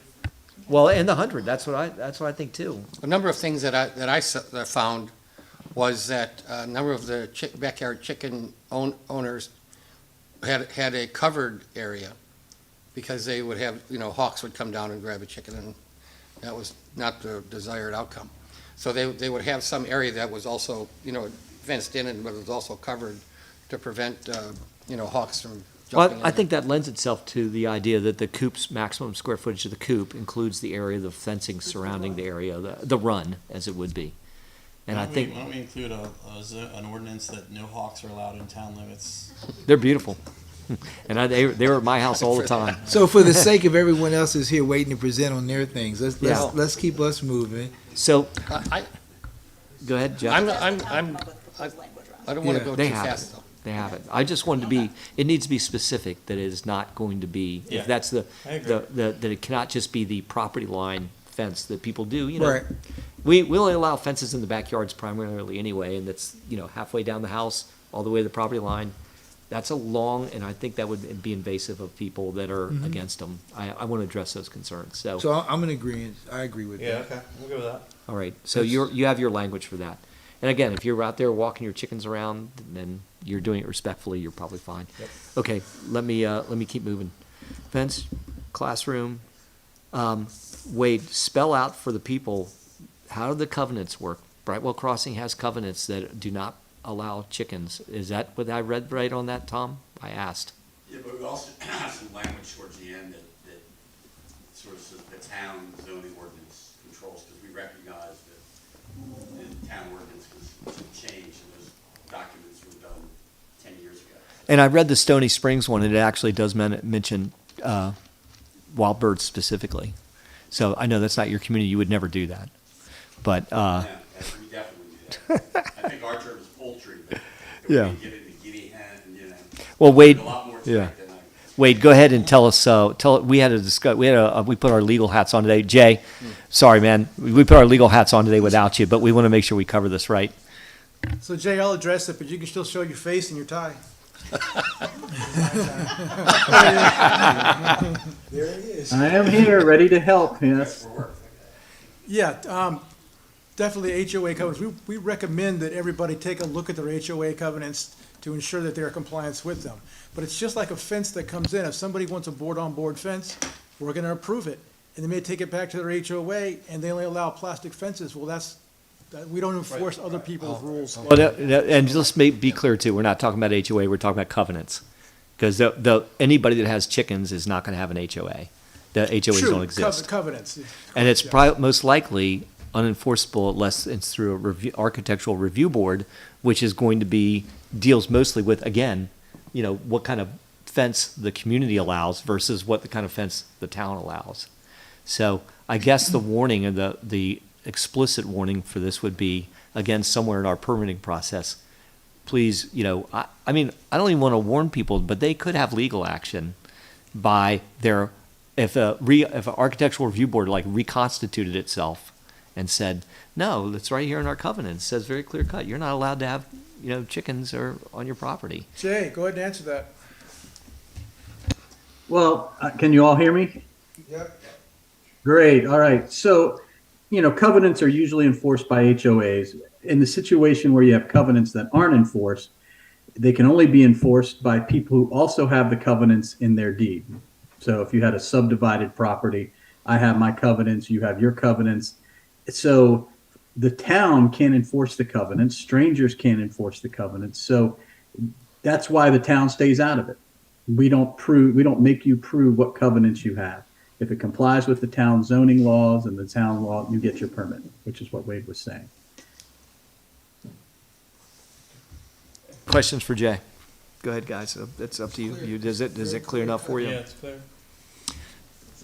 Okay, and I know that this probably falls under the previous research done by the planning commission as well as town staff, where they, this probably falls under one of those blanket statements. Yeah, we really don't have any problems with them, and most communities have HOAs. Poolsville is one of those weird exceptions where we have town code that covers what the HOAs would cover. Yeah.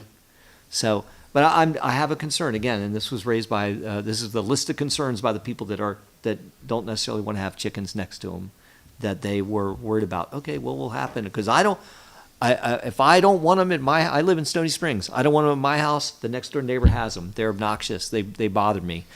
Poolsville won't protect me. Will our covenants protect me? Can I bring a civil action? Can I do something like that? Let's hope we never have it. It's probably worst case scenario, but still, it's something that, if we're going to agree to this, that's something that we have to know is still kind of out there on the table. But Jay, you're going to say that it's these circumstances that we're talking about right now, they could occur on just about any things that take place inside covenanted communities versus HOAs versus town code. Exactly. I mean, you read my mind on that. The issue is always going to come down to nuisance between the two property owners. I mean, Right.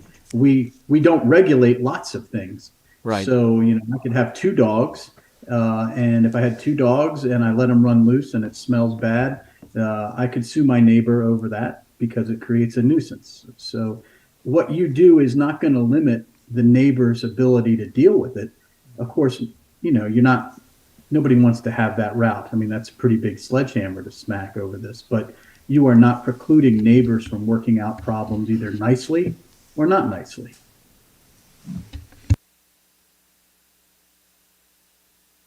My only other thing that I raised, thanks Jay, the only other thing I raised, which I just want the group to vet it out, is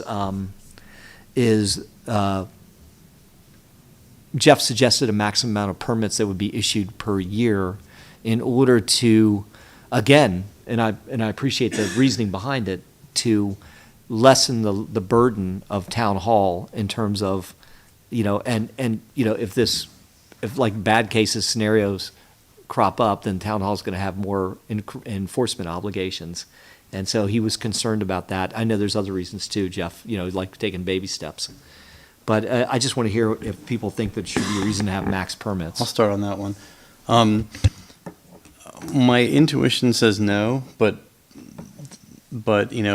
if we are going to do it, I don't think 5 or 10 or 15. I think we should offer 50 the first year, and something like a reasonable amount. I don't think we should barely tiptoe into it.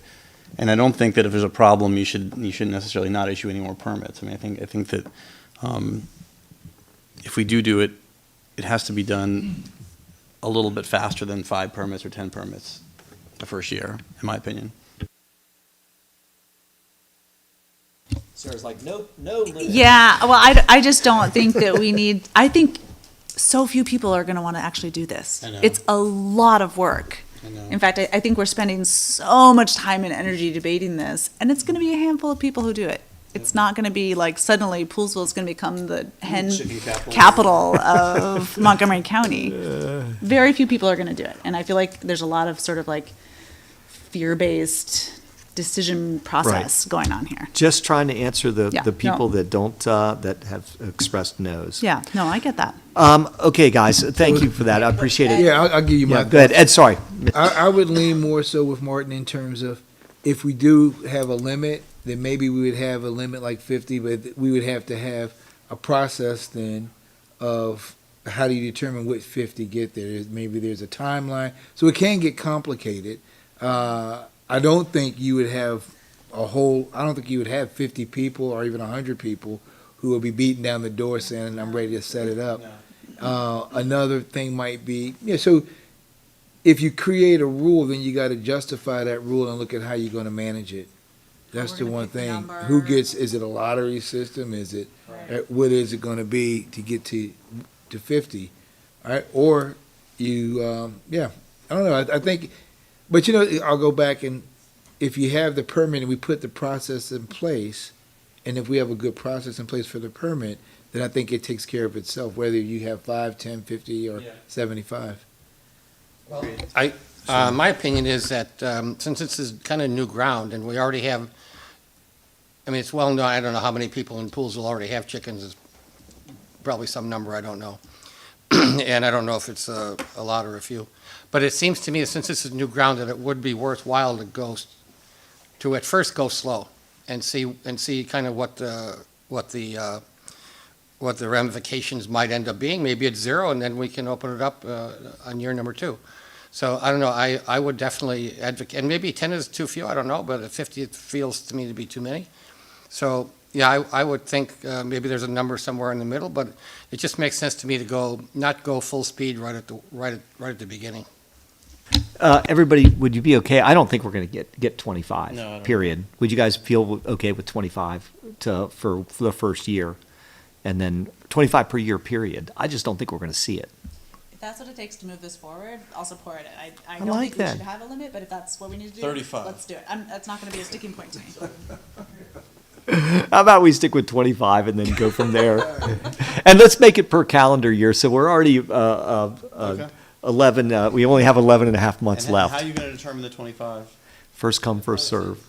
Yeah. And keep in mind, the great thing about what we're doing, You don't have if this we idea. say 25 and we got 45 who all want permits, there's nothing that stops us from coming back to the table and Absolutely. revisiting the issue. The 25 good old it word is. amendment can be Yeah. applied to Yep. the situation as needed. 25 So for the sake of But- moving on, I Move it agree with forward. 25. Yeah. But and then I hate to be, here comes the monkey wrench again. Does the 25 include all the people that we're offering Excluding people who are amnesty already- to? Yes, absolutely. I think it should exclude the people who. I'm okay with already- excluding two. This is 25 for new. Yeah. And that's 25 fine. for new. But it's hard to figure out because when, people could just come in and say, oh, I'm new. I mean, I know it looks like the coop's been there for a long time. But I don't want to be more regulatory on this. Okay, I'm good with what you said, John. See, we're not- I think it should include the people who are coming forward and already have chickens. Number 25. But I think that doing that, though, it penalizes those who've been working Me hard, too. who've been waiting out, Yep. waiting to Yeah. do the right Yeah. thing. And also too, it actually gives an advantage to the ones, the amnesty ones too, in a way. Gives an I- opportunity We wanna to get- encourage everybody to come forward Yeah. and Yep. because the reason people don't follow rules is when they. And the feel like number there's not one, an actual path forward. and the number one, right, no, exactly. And the number one concern that we've heard from so many people is that, that there's, we can't enforce how many illegal ones we have already. All right, what else So- you got, Jim? Okay, thank you. That's it. I got nothing else. Well, we got 6 other things on new business. So do we need to make any kind of a motion to move this forward, or we'll How about- just ask Wade to do I it? have something Sure. I'd like to add. Good, Jeff. Thank you. Okay. Chickens must be registered with the Maryland Poultry Registration. Proof of registration must accompany the town's permit application. I think Now, maybe this that's- again, Well, Wade's got it. Go ahead. Oh, sorry. We Just talked a about blank this. statement that says that you should be in compliance with state and agricultural laws or whatever, Jade, I can come up with the right language for it, because there are some standards out there already, and that's gonna encompass your egg sales, it's gonna bring a lot of things in that we don't have to sit there and nitpick and be the enforcer for, because they already exist. Yeah, no, I don't follow what you're saying. We're just building code We're Say they reminding must- them that there's codes out there that they need to follow Right, their county. right. It's not our Exactly. responsibility to Right. enforce them. Right. Works for me, good. Yeah. All right. Is that it, Jeff? More? I see you got your paper up. Well, yeah, did we already talk about the site plan? Well, you know, a diagram? What? Yeah, we got that. It's automatic at this, Okay. that. All right, cool. Okay, so you guys, what I want to do is I'm going to confer with Wade on my notes and our notes. And as per this discussion, we will send a revised piece out. I'll be putting out in public on Facebook as well as a draft. And let's see if what Wade puts together encompasses the conversations that we've had tonight. Yeah, Jay and I both, actually, we'll revise this. I'm sorry, ordinance. Jay, you and So Jay, that yeah. it's- Sorry, Jay. Yeah, thanks. Everybody okay for that for now? Yep. All right, so that's a consensus, as it would be, and Jeff, I appreciate all you've pushed us to be better here, so, thank you. All right, I'm gonna turn my piece of paper back over. Thanks to everybody for the chicken discussion. I feel like, we rest on the shoulders of the planning commission on that one, so, thank you for doing that. All right, new business. Now we get a grant request. Is everybody still awake up there? Brock, do we need a rooster to wake people up? Is that what it comes down to? Were you guys just in here for chickens? That was it? Okay, thank you. Okay, thank you. All right, you guys, we'll take a 3-minute recess real quick. Stretch your legs, and then we'll come back. Okay.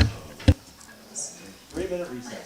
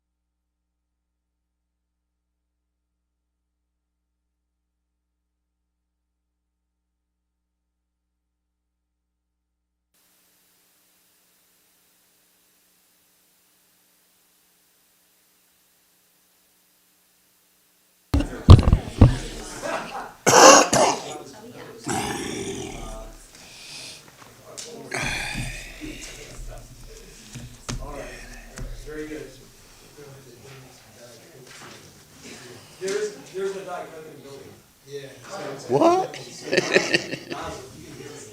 Is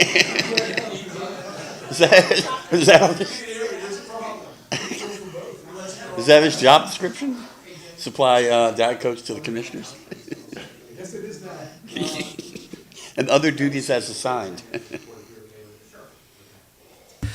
All right, guys, thank you. We're back in session again. Everybody, hope you enjoyed your little break there. We're going to go through a few grants and appreciate the everybody still waiting it out and getting to hear all the great chicken talk. First one up is Poolsville Area Chamber of Commerce, Tom Kettler. Go ahead, Tom. Yeah, I thought I'd save time, just jump right Oh, in. I'm sorry, Tom. I'm going to jump back in Yes. too. Just to be sure, Wade put this out today, but just to reiterate, this is listen and learn in terms of these grants. They are to be considered as part of our budget process as time goes on. We'll definitely be having a work session, usually have it in March. Wade will have all these laid out on a spreadsheet and built in to talk about, and they'll be part of our budget review process. This is your time to listen and learn about what they need and why they need it. Go. Thank you, Commissioners. I'm Tom Kettler. I'm here on behalf of the Poolsville Area Chamber of Commerce, which I am currently president of. We represent about 150 businesses in the western Montgomery County area. Chamber has, and we're here tonight simply, and you've got the application in front of you for inclusion in the FY 2024 fiscal budget for a $5,000 grant to help offset the cost of putting the next version of this. This is actually, and I'm sure you all have seen this around town, this is the fifth version. We started this project probably about 20 years ago. I think I was the one that first got involved in it. And it basically is a map of the western Montgomery County area, has the history of the town, a lot of information on local businesses, local activities, so on and so forth. The last time we printed this in 2018, which was the fifth version, and we're getting ready to do the sixth version of this, because when we run out of maps, we realize, okay, we got to do it again. Seems like just yesterday. The last time, each time we've printed more maps, just because we have the demand for it. We're proposing printing 18,000 maps, which is what we did 5, I guess, almost 6 years ago now. Also with that is, and I put it up there too, I don't know, I'm sure you all seen it around town, it's sort of part 2 of this project, is that we also do outdoor maps based with the same information on that in there. And I gave you a piece of paper of where they are now around town. We have them at Wayland's, the high school, White's Ferry, Bassett's, Lewis's, Stevens, and Dickerson.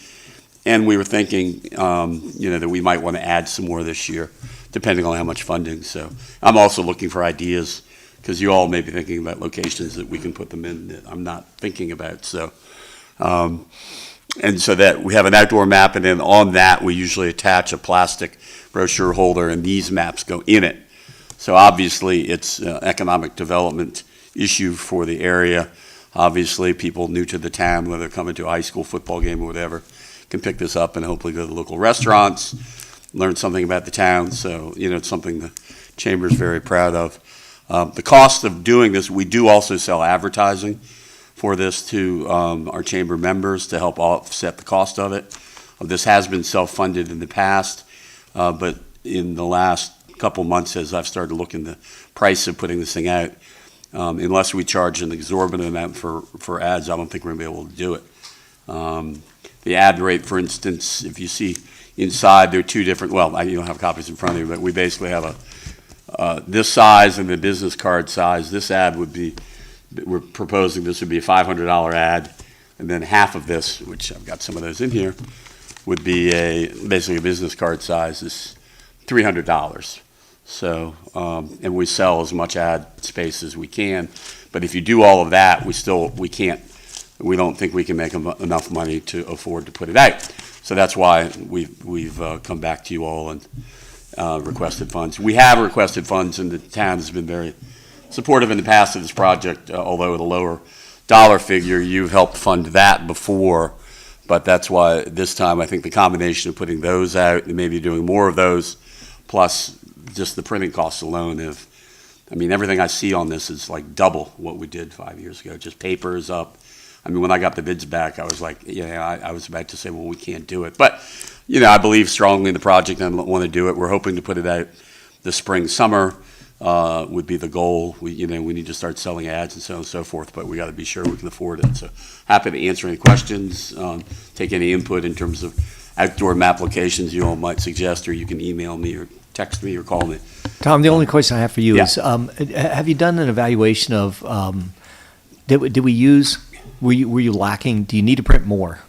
Did we not have enough? I Because mean, I've seen 18,000 lasted longer than they normally do, but I think COVID, there was basically a year where we really didn't put out any of them. The last version we did of this, I think we did it in 2015, then we did it in 2018. So that was a 3-year cycle. I'm guesstimating, 3 to 4 to 5 years. It's really, as we put them out, I mean, the more we print, the longer they last. But obviously, as soon as we print this, we recognize in 6 months, there are going to be things change. Like right now, Locals is not on here. Crossvines is not on here. Places that aren't here are on here now. Mexican Grill, will it be here in a year? I don't know. But yeah, those are the kind of issues that we, anytime you have something like this. We're also hoping to do some sort of online version. We've never figured that out yet, but we're working on redoing our website, and we're hoping we can incorporate this on the website too. Yes, Sarah. Do you work with Visit Montgomery County, like any of our county tourism organizations? I'm familiar with that group, and I had done work with them. We haven't really given them a lot. I mean, I could probably send them thousands of these, but we frankly have done this sort of local distribution. But I'm aware of, who's the gal who's been running that forever? Kelly Groff, right? She's been running that for like 30 Like, years. how do you have any sense of how they work with individual municipalities within the county? They haven't would done they much partner with at all, us. or not They're really? really more geared to, my experience has been that they're funded by the big hotel chains, like the Marriotts and the whatever. That's how they get their funding, and they put out some nice publications, Yeah. and I get boxes of them, and we pass them out to some of our homeowners, and I think I bring some up to town hall, but just general information about the county. But we probably should get some of these to them to get them out. I mean, there used to Yeah. be a visitor center down in Germantown years ago. I took him down there, but I think that's gone. It's over there by. The old library. Yeah, I don't know if it's still there anymore. And then we give these to, we'll put this in Poolsville Library, but we don't, we haven't really worked on down county distribution of this, frankly. But- It's more been up So here. you got me one- thinking. Oh, go ahead. Can I just ask one more follow-up question, Yeah. and then I'm done? Do you have each, I guess I have two questions. Are events included in it? Like, do you have like Poolsville Day, Spring Fest? There'll be things like an that? ad in there. The town actually has purchased an ad in the past. You kind of see it over there. It says fun And- events during the year. Oh, and it okay, and says has it in there, okay. Springville, yeah. And the one thing that we try to be sensitive of, the outdoor map does not have advertising. Okay, This one does. And that was partly because we didn't want to, part of it's the space consideration, and part of it, I just think, we just kind of went that way with it, so. and does each organization or business that is listed in it contribute something to it?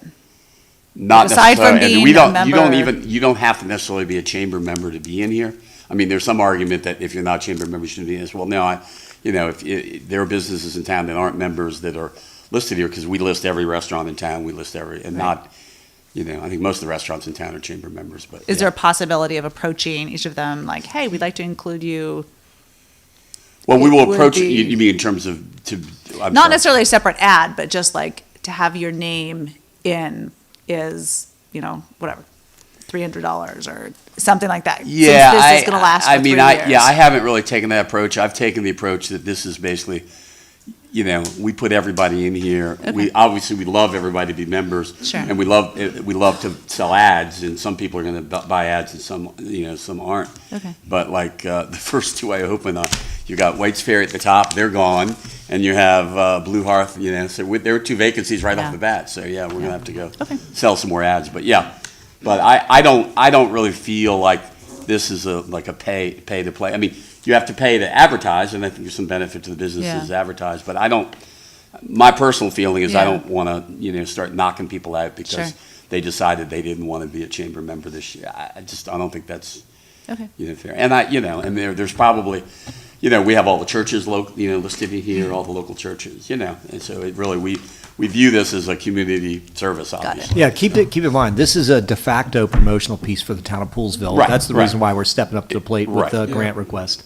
And if you could, Tom, just do me a favor, do double check yourself on the quantity, and then think about the groups that are down county that potentially could get some circulated to them. They print them once every 3-4 years, so we should have as many. And maybe we go from 18 to 20 or Yeah, I 25. just I don't want it to be that like, okay, hey, we found this, these groups want to work with us, but we're out, and we're only 2 years into it, or Yeah, something no, like I that. get that, because it's a lot of work to do it, and It is a lot of work. I'm the last one to have to I'm come with back you. in 2 years. I know how it goes. Yeah, and even I realized that some of these outdoor maps, like that one's in 2015, I borrowed that from Stevens Park. I realized we didn't replace all of them last time because Yeah. we just didn't have them. I know you're going to have a good copy, and it's going to turn out fine. Just my only thing is think about the copy, and if you have to revise your grant request accordingly, it is a promo piece for the town. We paid just as much money to have the We're Open for Business brochures done. No, I This understand. is No, I our We're appreciate Open for that. Business brochure. Yeah, and I'm working with Dr. Tim Pike is my vice chair on the board, and he's actually he's doing some skunk work in terms of looking for different printers, because the first printer I got was the one we used last time, and gosh, it's a lot of money, so we're sourcing it around. But it also has to be folded. It's 80-pound paper. It's I'm learning more about map stuff that I know. The format's just right. Yeah. Keep on doing what you're supposed to be Right. Appreciate the grant request. Does anybody have a question? Yeah. So I'm just thinking, I heard Jeff mention Landmade, but I was thinking of those two big vacant spots in that brochure. Right. Locals and Landmade. Right. might be Oh, really absolutely. Good ones.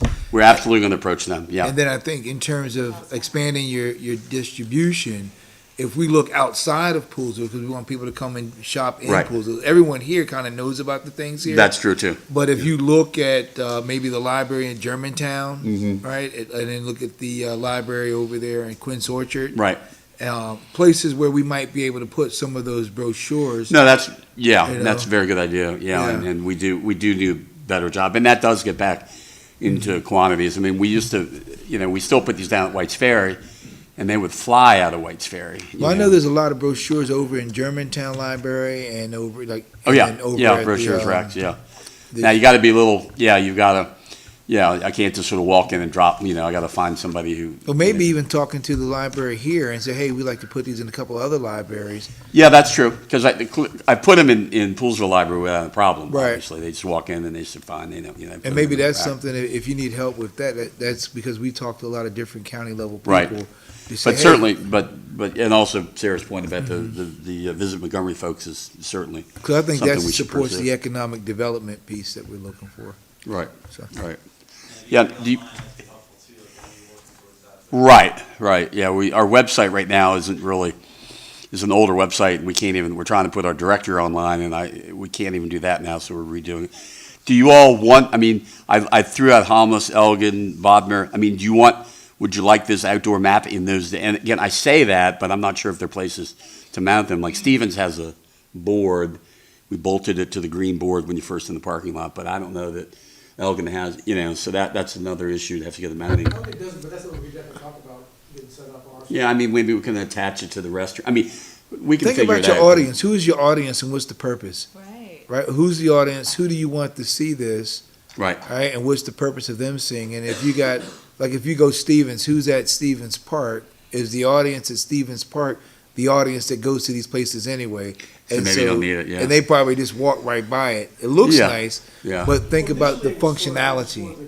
The soccer clubs and the baseball teams, and they would come to town. Coming in, yeah. Establishments that go to it. That was the original concept. Yeah, that was one of the reasons we did it at the high school, because we figure somebody comes in for Friday night football game from Rockville High School, and if you go to That's- the I'm gonna give you a concession stretch. stand, these are there now, unless You know they're where run out. I don't know if we could, how we would pull it out, but I'm sure we could figure it out. But I know where they do those lacrosse tournaments and those polo matches. Right. If we can get in front of that audience, because they come from the outside, if there's a way to set Yeah, and something up over the there. past years, part of that's a coordination. Half the time we don't even know when they're coming. But Yeah. but I've literally taken them down to the Okay.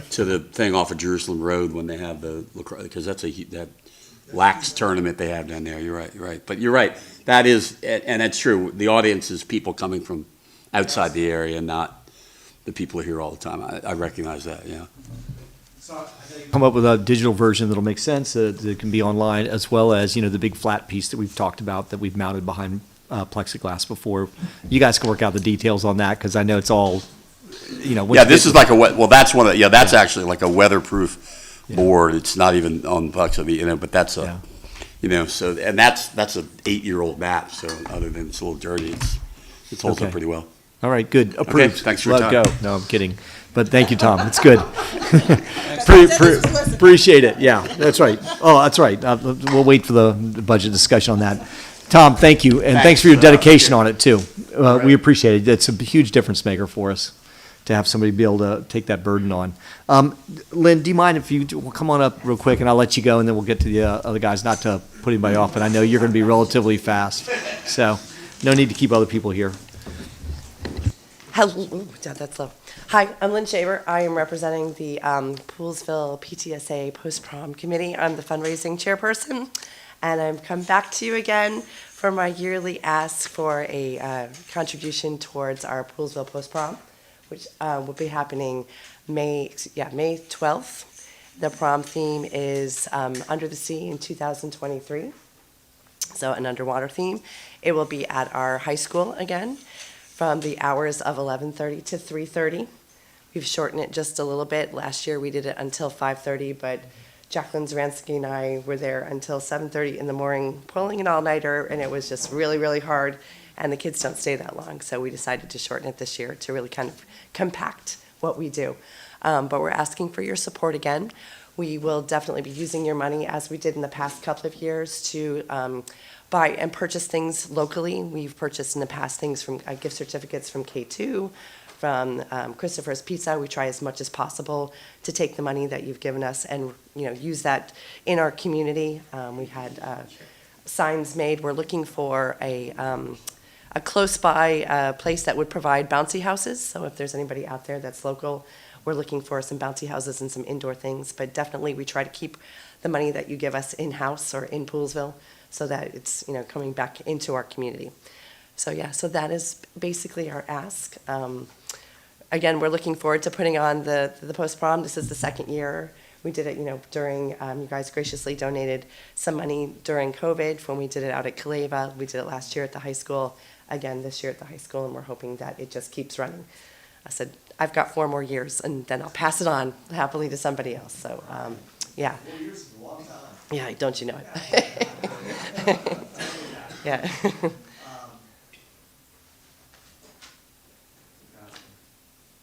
anybody have any questions about her request for the grant? No. It's a great event. Yeah. It's a great event, and if anybody out there who's watching, if you would like to help me out in any way, I'll be soliciting, I become the town beggar this time of year, asking for donations to help support our kids and give them a really good, safe, post-prom experience.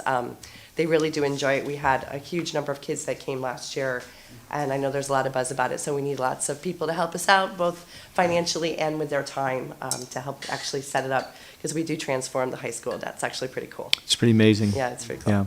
So you're asking for a $2,500 donation. It needs to come in out of this year's budget. Yes. And we already have money set aside in this year's budget for this? Yes, okay. So actually, this is for the FY '24 ask. for Right, next year. this is for next year's ask. This year's ask is already in place. Great. So look, you only have 3 years left to beg for money after this. It's already, you're good. You're good. That makes me feel good. Yeah, no, and you do a heck of a job, and I'll definitely be making a personal donation again. I Thank don't you, want to greatly put pressure appreciate on the commissioners, but It's all for the kids. it's trust for the me. kids. And my donation pattern for 2023 is only for the kids. So this is going to be a good one, and I appreciate it.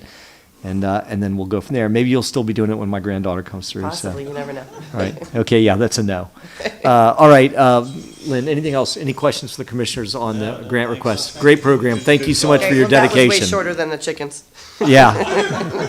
It's okay. Right. I know. Yeah. We No, we thought don't about. vote tonight, right? Yeah. No. I appreciate that. You're good to go for now. And thank you for that. Thanks for the presentation. We appreciate it.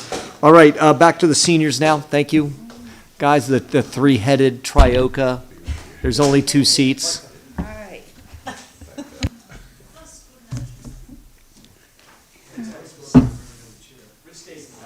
Yeah. Behind the scenes, yeah. Yeah, he's the man that actually makes it happen. Yeah. So commissioners, I hope everybody had a chance to receive our letter. Oh, do I have to turn this thing on? So, just right off the bat, thank you so much for the work you guys do. It's amazing. Your dedication to it. You definitely have our support across the board. You've done an incredible job, and just wanted to say, on behalf of all of us, we really appreciate you guys and what you do.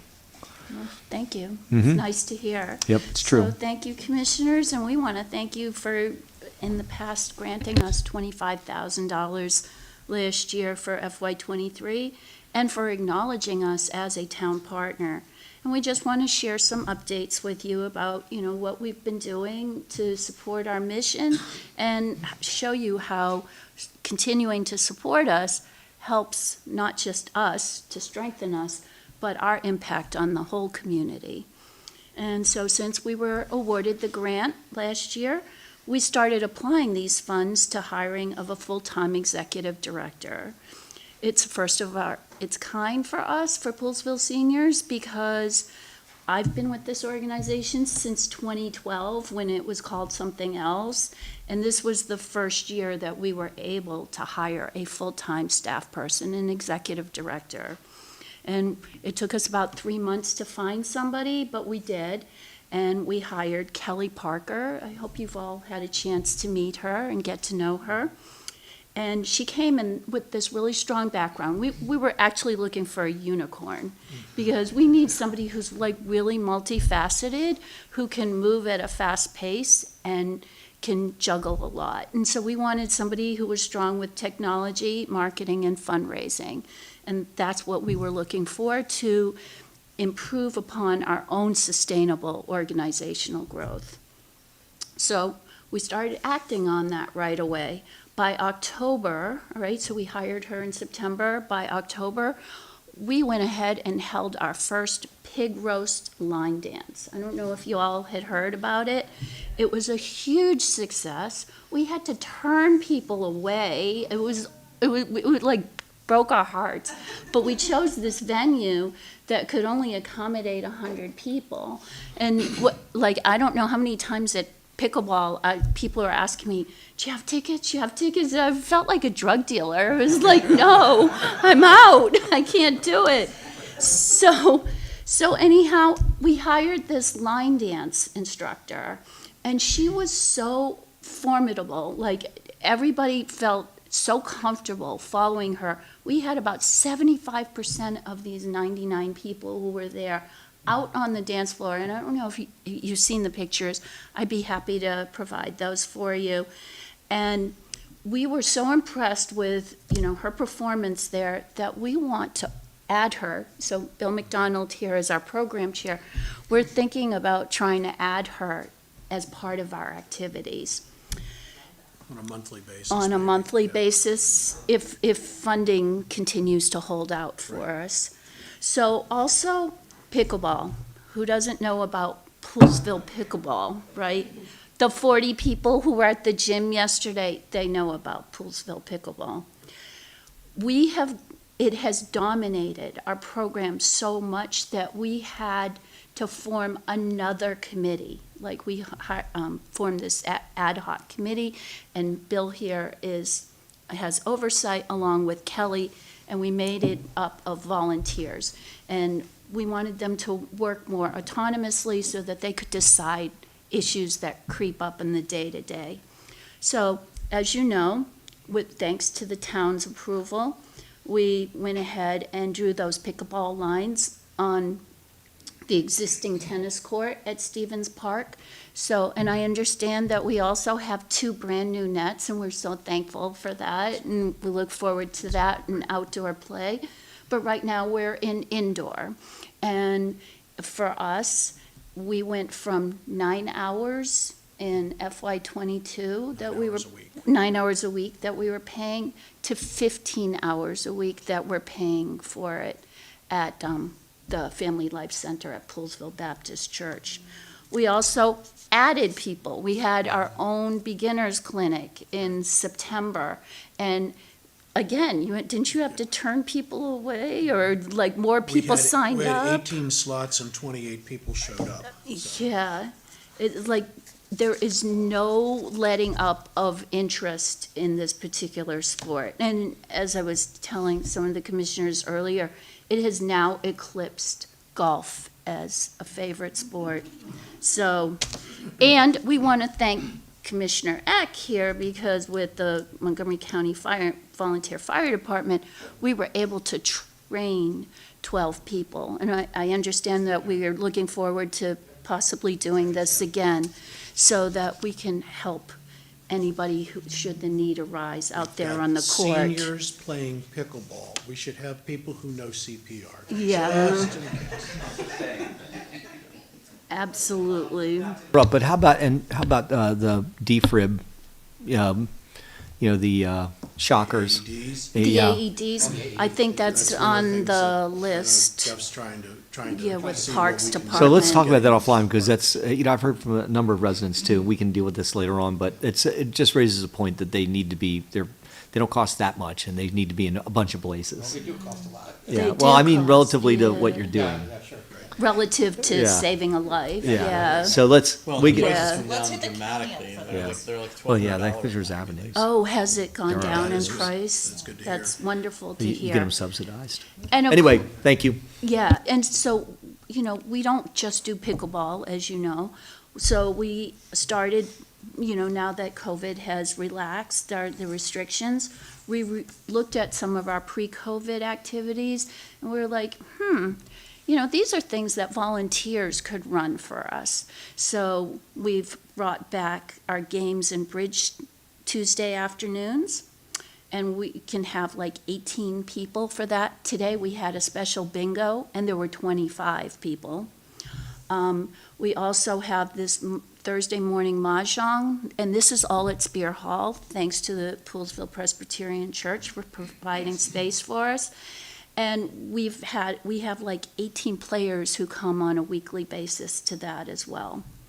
And then pre-COVID, we had movie nights, and there was thought about bringing that back. So we put some initial investment, and we purchased a 100-inch screen, and we have updated video and sound equipment.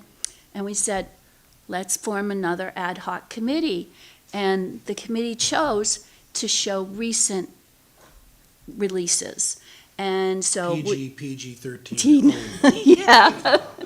So we've shown Top Gun Maverick so far, and we had 31 come to that. That was our first ever. And then here in December, and this was just less than a week before Christmas, we hosted another 26 individuals for Elvis, the new movie of Elvis. And This Friday. evening, we'll have 13 Lives, the story of the boys that were rescued in Indonesia. Yeah. And we provide popcorn and drinks, non-alcoholic, of course, for this. Yeah. Yeah. Ours is free. So if you look at the list that Bill has so kindly provided you, of the increase in program offerings, you'll see that for us to sustain this kind of program, distribution, that it's expensive for us, right? And so we've had to increase our own fundraising capability. And we really set lofty goals. We have a 50% increase from last year to this year for our corporate sponsorships. We're trying to raise $15,000. And we've improved upon last year's, but we haven't reached the $15,000 yet. And then we're also doing our online auction. I don't know if you all saw that last year. That was a first for us, and we had invested in special software for that. And we're trying to reach our $5,000 goal. And as some of us know here, and Commissioner Eck for mentioning it, the Heart and Soul Gala, we're really excited to bring it back. And we know that everybody loves the crowd-pleasing Gina and the sold-out horns, and we're pleased that she'll be with us. And we chose to move to a larger venue. We've had so much interest expressed in this program in the past, this event, that we've moved from 125 max capacity to another venue that will seat 175 plus have enough room for dancing. And as I said, as you look at this chart, you'll see that we have a lot of local providers, local business owners. We've had Dallas Davison. We have David Terrio from Riverworks has come and talked for us. We've had somebody local for Veterans Day. We get support from the veterans group here in town. We partner with WUMCO. We actually did a position paper so that when they were looking for advanced funding to expand upon their dental health clinics, they asked us if we would support them with a paper, a supporting paper, and we did that for them. So we are really out there in the community. This week, we're doing MLK Service Project, and we've been gathering perishables and non-perishables for the Little Free Pantry, also at Poolsville Presbyterian Church. So you can see we are really out there. We are doing everything we can. We're really thankful that we have Kelly. We're also thankful that the Monocle supports us and they let us write pretty much anything that we want. But you know, they've reduced their schedule with Randy Davis to once a month. So, you know, it's even more important for us to get the word out. We have about over 800 subscribers to our weekly blog. We have over 400 page likes on Facebook. Kelly started an Instagram, and she has over 40 followers on the account. And we're just doing all that we can. And we appreciate all that you've given us in the past, and we're hoping that you're going to continue to recognize us as necessary to the community, and that you will support us by adding us as a line item to the town's budget for this coming year. And I don't know, for the foreseeable future, it would make me pretty happy. So we thank you for your time and your consideration, and Well, the budget Please does feel go out free to 5 years, so it's not unfair to ask and to push. So, and we appreciate that. And again, we really appreciate everything you guys have done. You're amazing. And Commissioners, any commentary? Just my only comment is that I think I said this last year at this time, but I'm always impressed by the program you guys run. I mean, it's got to be one of the best small town seniors organizations in the country. It's amazing, Thank you all the very cool stuff much. you guys do and all. 100% agree. I was going to say the same thing. Yeah, nice Just work. So impressed with all you do. Program too. Do you have any other questions for us, like budgetary or anything? No? Okay. Well, thank you for your consideration. Thank you very much. And also thanks for working with Jeff and the Parks Board on your needs, on the pickleball needs. It's a great liaison setup, and it works well for us too. So keep up the good work. Thank you. Rich, nothing from you, man? You didn't need to. I just write a check, so. See, that's what I was looking for. That's the reason why I asked right there. That was good. That's what I wanted.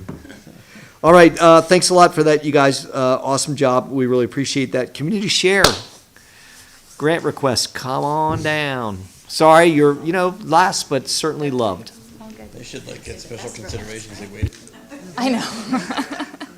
Good. Well, thank you for your time. I hope everyone's still awake. So great. So I'm Jenny Freeman and Melissa Wiedenhofer. yeah, from WUMCO. So this is kind of it's a grant proposal. First, maybe I think some of you know me, some of you don't, or some of you know community fire insurance and don't. So I'll just give a little brief background on who we are and what we're doing.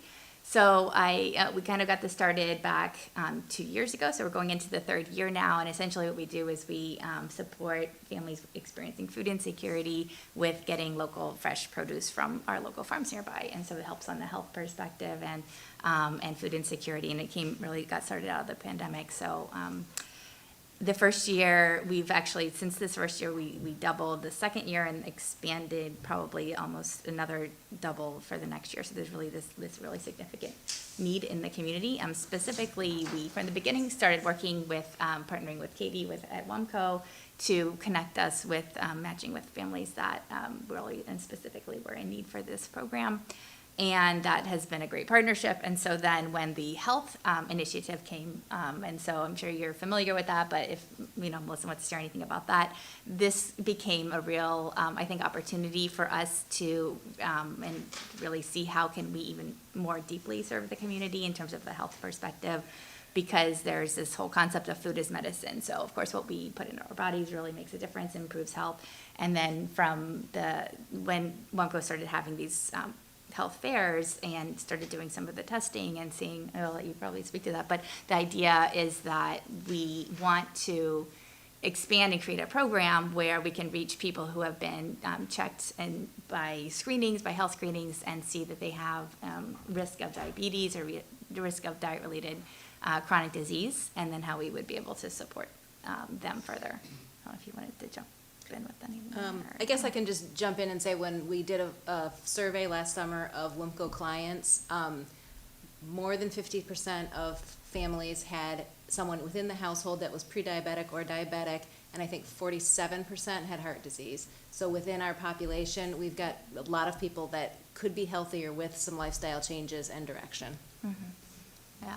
So, so basically what we want to do is really try to address that need specifically. We did Community Farm Share this last year. We did a pilot program with a clinic in Germantown, and had incredible results where the people who were tested before and then after the 24 weeks of produce was reduced their A1C numbers for like a sign of diabetes by 72% of the people actually had their diabetes measured decreased, which was incredible. And also it kind of went in tune with nutrition education training, so people also have that long-term effect too, where it's not just like a one-time thing, but they have a ability to learn better how to manage the diabetes and eat better, and have that long-term effect on communities, which was cool to see. So that was really the incentive to think, okay, how can we now bring that forward to our community here, to Poolesville specifically. We have our local farmers here, because that's a huge part of our mission as well, is to support local farms. So we buy everything directly from the farms, and then get that out to families through a volunteer network. And just to mention that too, is kind of part of the issue, or part of our mission is really that community connection piece. So as we link families with the healthy food, it's also connecting neighbors with neighbors, and people getting to know each other in another capacity as well. So the request is for funding for 20. We would the idea would be there would be another screening. So WAMCO works together with the Care for Your Health clinic, and they would be able to come then in the spring and do another screening, and through that process determine which how people would be screened and put into the program, the Food as Medicine program, to help. So that's it. All right. Questions from the commissioners? Is one of your, I know David Terry showed me over by Locals, there's that building there, and you go inside and it has like a styrofoam door, and then it's kept cold in there. Is that so that's part that's of your organization? To this, it's I mean, I wear a couple hats too. I also am involved with collecting the vegetables from people's backyard gardens. So that's more like the Plant an Extra Row program, which isn't really community farm share. I just do that on the side. It's kind of volunteer work that I do. We did have, though, in the cold shed there, they had a space where they were putting their bags for community farm share, and then people could pick up from the cold shed as well. So that was a piece of it too. So maybe that's what, yeah. Anybody else? This is not a question, it's just a statement that I really, really love the idea of combining public health needs, education, and supporting local and sustainable agriculture. I just feel like it is a win, win, win, win for everybody. So, love your work. Yeah. You know how I feel. Yeah. So you guys, first of all, again, we appreciate what you're doing.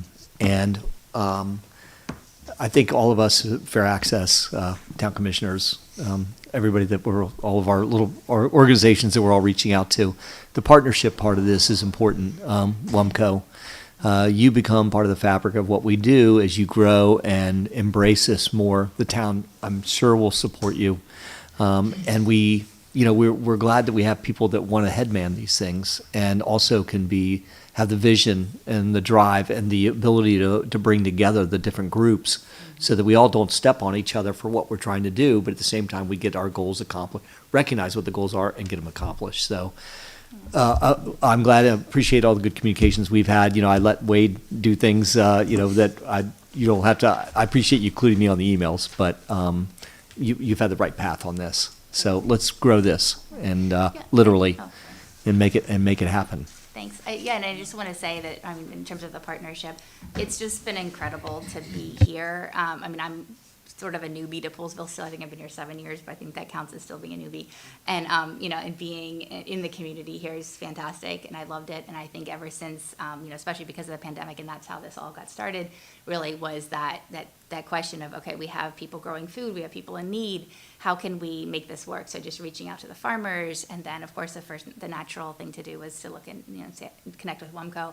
And from that beginning, that first sentence, just explaining what this was, Katie was fantastically supportive of it, which was just great. And I've seen that again together with the Little Fruit Pantry, with all of anybody who's kind of involved in that whole food space has just been so incredibly supportive of each other. It's just really beautiful. And then when the health piece started coming in, last year, through, with Melissa, that's again, it's like, how does this actually works? This is a community where I think people who have ideas and initiatives and can figure it out, and we kind of, find out how to make those partnerships work. And it's a beautiful place to live. So I love it. So thank you. Link, I think I hear the head of our future food co-op talking. Do you hear that at all? Do you get that? Are you getting that impression? Anyway, yeah. Anyway, so we really do appreciate it, and of course we'll consider your grant request, and we'll be back for more information as well. And we know that it takes something to get stuff like this off the ground, and we appreciate the partnership. All right, good. Thank you, ladies. Thank you. Appreciate it.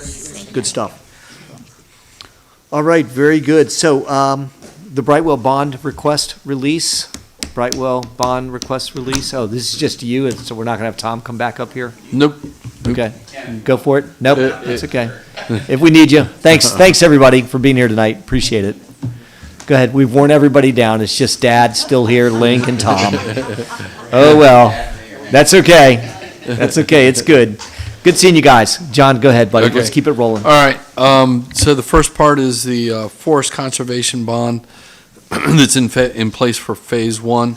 And Phase 1's been done for a long time of Brightwell Crossing. That was bond 4118 at a value of $26,400. Forest conservation area is completed and was fine. And so we recommend release of that bond. Okay. Then the next part, it gets a little bit more. This is the 2.5, 2.4, 2.5 sections. The public improvement for street trees, street lights, the bond should be released and replaced with a 24-month bond because we maintain the trees for 2 years under their bond. Is $84,920. That's bond 4733. Then section 2.4, the water and sewer construction bond. That bond should be released and replaced with a 24-month descending bond of $59,131 for the first year and $29,565.50 for the second year. It's a descending bond.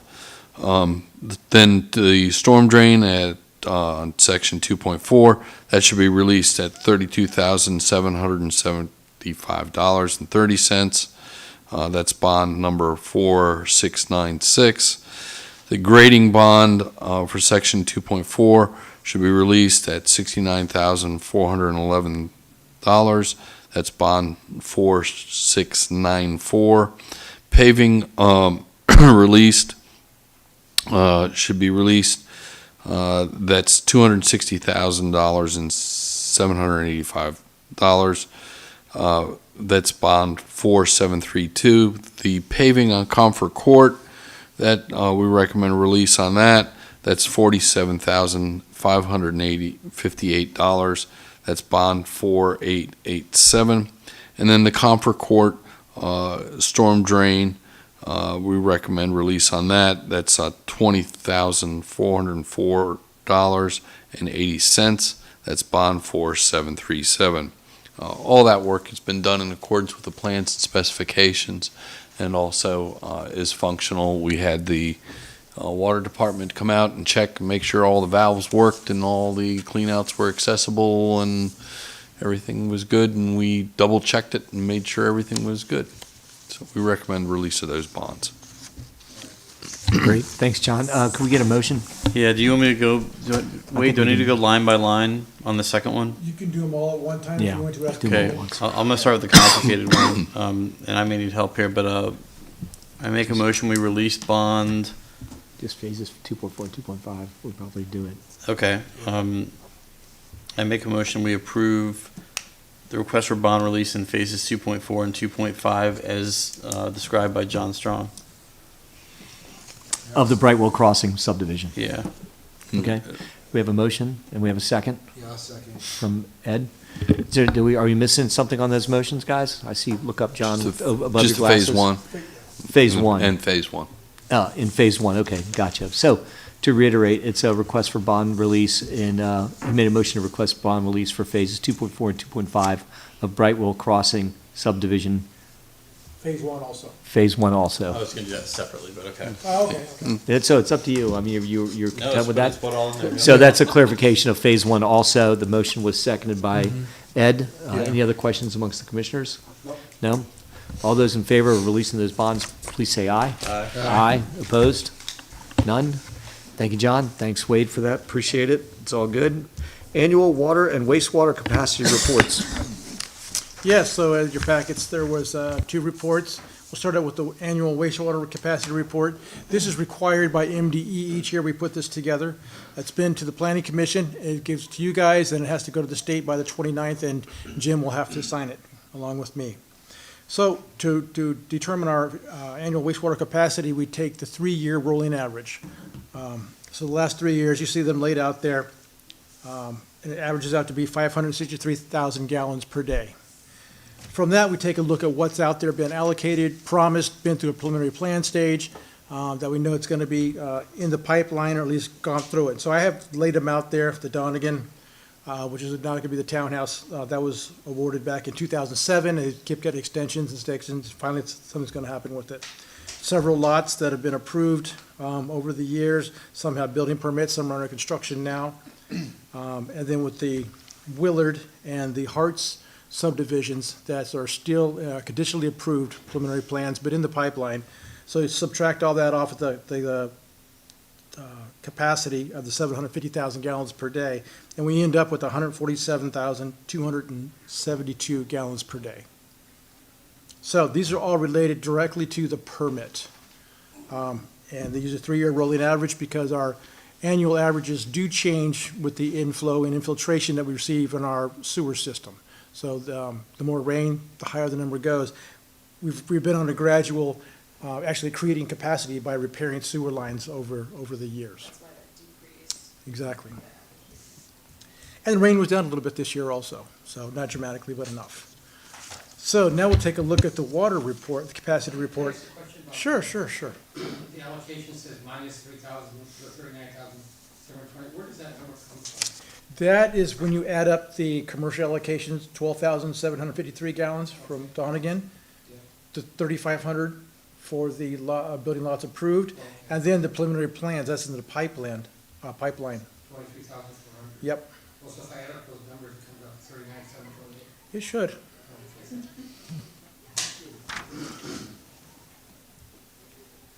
this is something that as time goes on, guys, you need to know what these reports mean and how they've come around. And I appreciate, obviously, you've put them together because we have to, but at the same time, they're good working documents. Right. Now, on the water side, we don't have to put this together, but I use the same methodology to put it together because after I had left, there was a lot of talk about how much water was out there, what to allocate. And then Jeff, you answered some good questions the other day about how does this really reflect on the 2 wells that are out of service? And really, they don't. We're talking about permitted withdrawal. So when we talked about the PFAS a couple weeks ago, I talked about the capacity of the well yields. Total separate issue, and that's going to be addressed in another document that the Planning Commission is going to be working on for allocation. But for the purposes of this just talks about what we can withdraw by permit from the state. Sure. So now I remember, gosh, maybe it was 2021 or so, that, because we had really heavy rains, that we were almost gonna go over the 750,000 for that particular year. Is that like factored in here? No, that's why they have a 3-year rolling average, and part of the actual report that we do, I have to do an analysis of each month, how much potential I&I is making it into the system using the monthly averages and the monthly rainfall amounts kind of set against the lowest flow data that we have. And so you can see that over the last 3 years, it's the actual averages of the I&I coming in has decreased just because of the amount of I&I repair works we've done in the sewers. So once you get past that 3-year mark, you're right, it's a fresh new set of 3 years each year. Right. And actually, you kind of touched on the next question I was gonna ask you. Do you already see some benefit from the big I&I project that's underway? We do, yes. But it's a double-edged sword because if you have a sewer system, the infrastructure, stuff is going bad as we're fixing other stuff also. I mean, so it's an ongoing battle, it just really is. Yeah. Okay. You're always going to have I&I. This is true. If you have a sewer system, you're going to have it. It's nature. So on the water side, so we take a look at the 3-year rolling average there. And you don't really have to use a 3-year rolling average, but, you could have a drought year, you could have, actually, when you have real wet years, people use less water outside. So it does impact the flow numbers as we go along. But 535,000 gallons per day was the rolling average for the last 3 years. And that's pretty indicative of what we see, even during the summertime, 550 to, 525. That's where we've always pumped in that range no matter what. We have peak days, of course, water main breaks and stuff, it can jump up to 700 at times. And the permit does allow for your peak day of your peak monthly for 921,000 gallons per day. And we're able to get, our capacity our yield capacity can take care of that now. Yes, So- if I may. So the withdrawal permit where it says 650,000 GPD gallons per day, so that really doesn't matter if you have 1 well or 100 wells? Exactly. Okay, so that's why it really didn't count whether well 2 and 3 were on. For the purpose of this report, that's exactly right. Okay, then how about, what was I gonna ask? Oh gosh, now I forgot what I was gonna say. Yeah, maybe it'll come back in my mind. Okay. So using the same deduction methodology we used in the other one, we're looking at a net water capacity of 75,000 gallons per day. So much lower. So there is something to look at and say, we have wastewater capacity, but we've always said, well, that was really the limiting factor for growth and things going forward. There's also that component of water that we need to watch very closely because we are getting close to it. So using this on an annual basis is going to be a good guide for the Planning Commission and the commissioners because you do approve any allocations going forward. Now, the Planning Commission is going to take a look at this and come up with a cushion or a set-aside that the town, we've always had that. Every 3 years, and back up a little bit, in 2016, we came up with our first allocation plan. It was a 3-year, so in 2019, it was supposed to be redone. There was another manager here, and things got scrambled a little bit, but now we're jumping back on board, and we're going to have that straightened out. One more, the question came back into my mind. So how does this tie in, or maybe it doesn't? And I remember back, gosh, maybe it was some months back. I'm not talking about the PFAS report that Ms. Mim did, but she did a report before that, and in there was very interesting in terms of she compared certain months that were, I think you called it stress months, where there was little rainfall and 100-degree days. Does that factor into this at all? Just, Do you remember no, what I I'm mean, talking about? it goes into your rolling averages, yes. Okay, but do you kind of remember what I'm referring to? No. No, because she did a She report wasn't- about the aquifer and, You weren't. yeah, and it was some, it was I something might have like stepped that. out because we were having emergencies at the same Well, yeah, time it was also when that was going on. When that was when Tony was here. This is Tony. Oh, this was yes, something that- different. that- Okay, yes. okay, okay. This is like Yeah. more like just to figure out if we had the, like the capacity to move forward with like some of the projects and stuff, and like, is our water supply Oh, okay? Okay, okay. Like quantity, not quality. Right. It's not really a question, just kind of a thought. It sounds like water conservation education might be something to just be looking at as a community then, if we're Yeah, like and this we have- close to our allocations. Yeah, and we have quite a bit of stuff on our website about water conservation. Of course, the county, all the laws as far as all the fixtures that go into new homes, that everything's, high We see a water. dramatic difference in the newer the homes that are built, the more efficient they are. Yeah. Well, ironically, we use 325,000 gallons, Well, or here's the big 325 factor. gallons Listen per to day this. per household, and early we use about 250, maybe even less. Except in the springtime when our new landscape. And But just keep in otherwise, mind, it's, and when yeah. we're talking about capacities here, our capacities are still derived by the fact that we use a 325 mark gallon per day versus the rest of the immediate region uses 250. We're already 20% of capacity, extra buffer. Sure. Before we even get into the differences, but I'm still Yeah. right alongside Wade. And conservation is always good. Yeah. But the town does better when we sell water too. Sure. I'm not gonna comment on that. I got you. But at the end of the day, Fair enough. the planning commission is gonna take a look at, what is the town set aside gonna be? Whether it be for a Yeah. cushion or for a community center project in the future, whatever. There's always been a set aside that's gonna go along with the allocation plan, as well as, is there a priority area that we wanna save the allocation for or use? So those would be discussions we'll be taking a look at coming up, and that's gonna factor in the wells that are potentially offline and everything else that goes on. Something we did back in whatever year it was, we re-looked at the whole thing. Oh, yeah, 2016 we did And that. this is going to be re-looking at the whole thing again, that all of us get a chance to understand it better and take a swing at it. But I'm just kind of remembering that we subsidize the water rates. Well, we're lessening that every budget, so. Yeah. I'm gonna spring some new Because it stuff wasn't- on you this year anyways, because the auditor wants us to change some things about some of our accounting principles that we have between water and sewers, so. So hold that thought. Yeah. gonna change? Wait, go ahead, keep going. That's it for that. Any questions on that? Okay, so might as well roll into the town manager's report, okay? Before we get too far along, I do still want to talk about AEDs, and I want to talk about the conversation we had earlier today about charging stations. So keep going. Okay, we can talk about AEDs for a second. I have been looking at some grant opportunities. They keep pushing us back to the local fire marshal and to the fire department.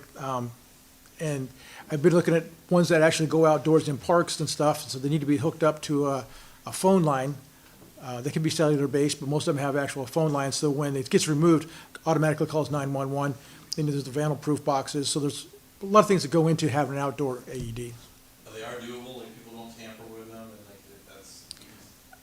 I'm sure that does occur at some point, but, Please keep looking into it, that's all. yeah. But I see it being in the budget as an item that we're gonna consider for sure. They're so reasonable now. Yeah, the price is not that bad. Parking, charging station parking. So, and we went on, I think it was Miles and I, we were talking about the letter that we received through the website. Okay, yes, I wasn't part of that. Anyway, so what it comes down to, guys, is that charging stations, we've gotten some residents that are in the habit of just leaving their cars there. And, they were originally developed for people that were visiting Poolsville that could come in and charge. And it's, right. So you one of them? No, I'm just kidding you. But I Yeah. know that that's what people do, and I just thought Well, that's what they were there for. And they actually can be used. We want them to be used, period. But what's come down to is that there's been a number of folks who've been using the stations and just leave their car there. They charge it overnight and then they don't want to come get it the next morning and it's still there. And people drive up and they can't charge. So, we'll work with Town Hall, but in the end, I talked to Niles about potentially changing signage on it to reflect the fact that we want people to charge and go. And then at the same time too, once we get the signs in place, then town staff and I will put together a Facebook post to let our residents know that that's what we need them to do, is be a little more responsible about the usage of it. So much for getting my EV. Right, you would be the candidate. And do we know, do they all work right now? There's one, we heard one's down. Do we know? No, I haven't heard that. Okay, well, if you could check it out. Okay, I will. Sorry, man. Are they free? I know this, Or you put your credit card in? no, it's free. They're free. Aren't the ones over Yeah. at TADS, don't they take credit cards? Yeah. Probably. But I'm just talking about ours. So, yeah, but yes, ours are still free. And that's something that people have talked about. Ours charge slower than like the ones that Yes, they do. Yeah. No, the they're- two up front are fast charge, or phase Yeah. two. But not like the ones that, I heard the ones that across the street are really fast. I thought they were exactly, is that faster than that? Do you know what the connector is? Is it a Tesla connector or a regular? I'm not gonna, yeah. They were supposed to be universal when they came in. Anyway, I just care about that we still keep people moving. Yeah. So, and then as time goes on, we can figure out, if we're gonna upgrade our systems. We have electricity issues out there anyway, right? Getting Yes. power to it. Yep. Okay. Should we consider adding chargers out there? Those are on a separate power than the panel. At least the big ones are. Should we consider adding a couple units? Charging units? Should we do what? He wants to add. I think Consider it's- adding them? I don't mean, if they're always full, like, I think you gotta. Or maybe just upgraded them so they charge faster. yeah. How I about guess you this? Start with like time limits. All night leaving it. Yeah. Or how about, I think how, that's a good first step. how about encouraging residents to go ahead and build their own system at their house and then have that come out there? And I just sold a townhouse that had the hookup line for their Tesla was like the old gas station airlines. It reeled back into the thing, you just like, he pulled on it a couple times and it goes back in. Like, so we could do that at our townhouses. That's my biggest concern. Anyway, I know there are state and federal tax credits for when you put a charging station in your house. yeah. Yeah, you can effectively get it paid for. Although I have to admit, I heard Channel 4 today, the lady on the Today Show goes, a good electrician could put that in there for you at your house for $100. I was like, oh, okay, I don't know about that. What electrician should you? Yeah, I say, they need to move to Poolsville. We'll keep them busy. Wade, sorry, keep going. Okay, trash collection RFP has been posted, and the bid opening is going to be February 21st at 2 PM. So it'll be a public bid opening. We'll be fielding questions and having things on the website as far as, questions that come in and with the answers that we have for them. Just one question, if we got a bid that was appealing to us, I know it's a big if and everything, and what would be the soonest we could act on that? The soonest that so part of the RFP I wrote in there I wanted information on mobilization ability and capability to, get the bends and, whatever else change would be. So they're gonna answer that question for us. They got into space supply chain issues, et cetera. Right. the bid process. So I'm gonna put that out on Facebook. You guys can talk about this a little bit. I'm just gonna encourage people to reach out to all the commissioners on this and have a good conversation on it. Enjoy it. But, and Wade's got a good presentation on the website, Poolsville County website. Talk about PFAS for a minute.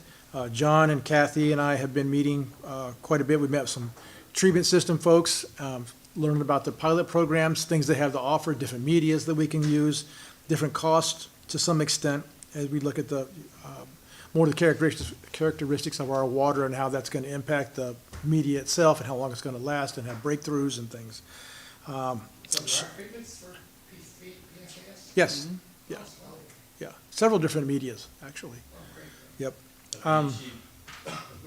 They're not cheap, and it's an ongoing cost because you have to change out the media. It's going to be.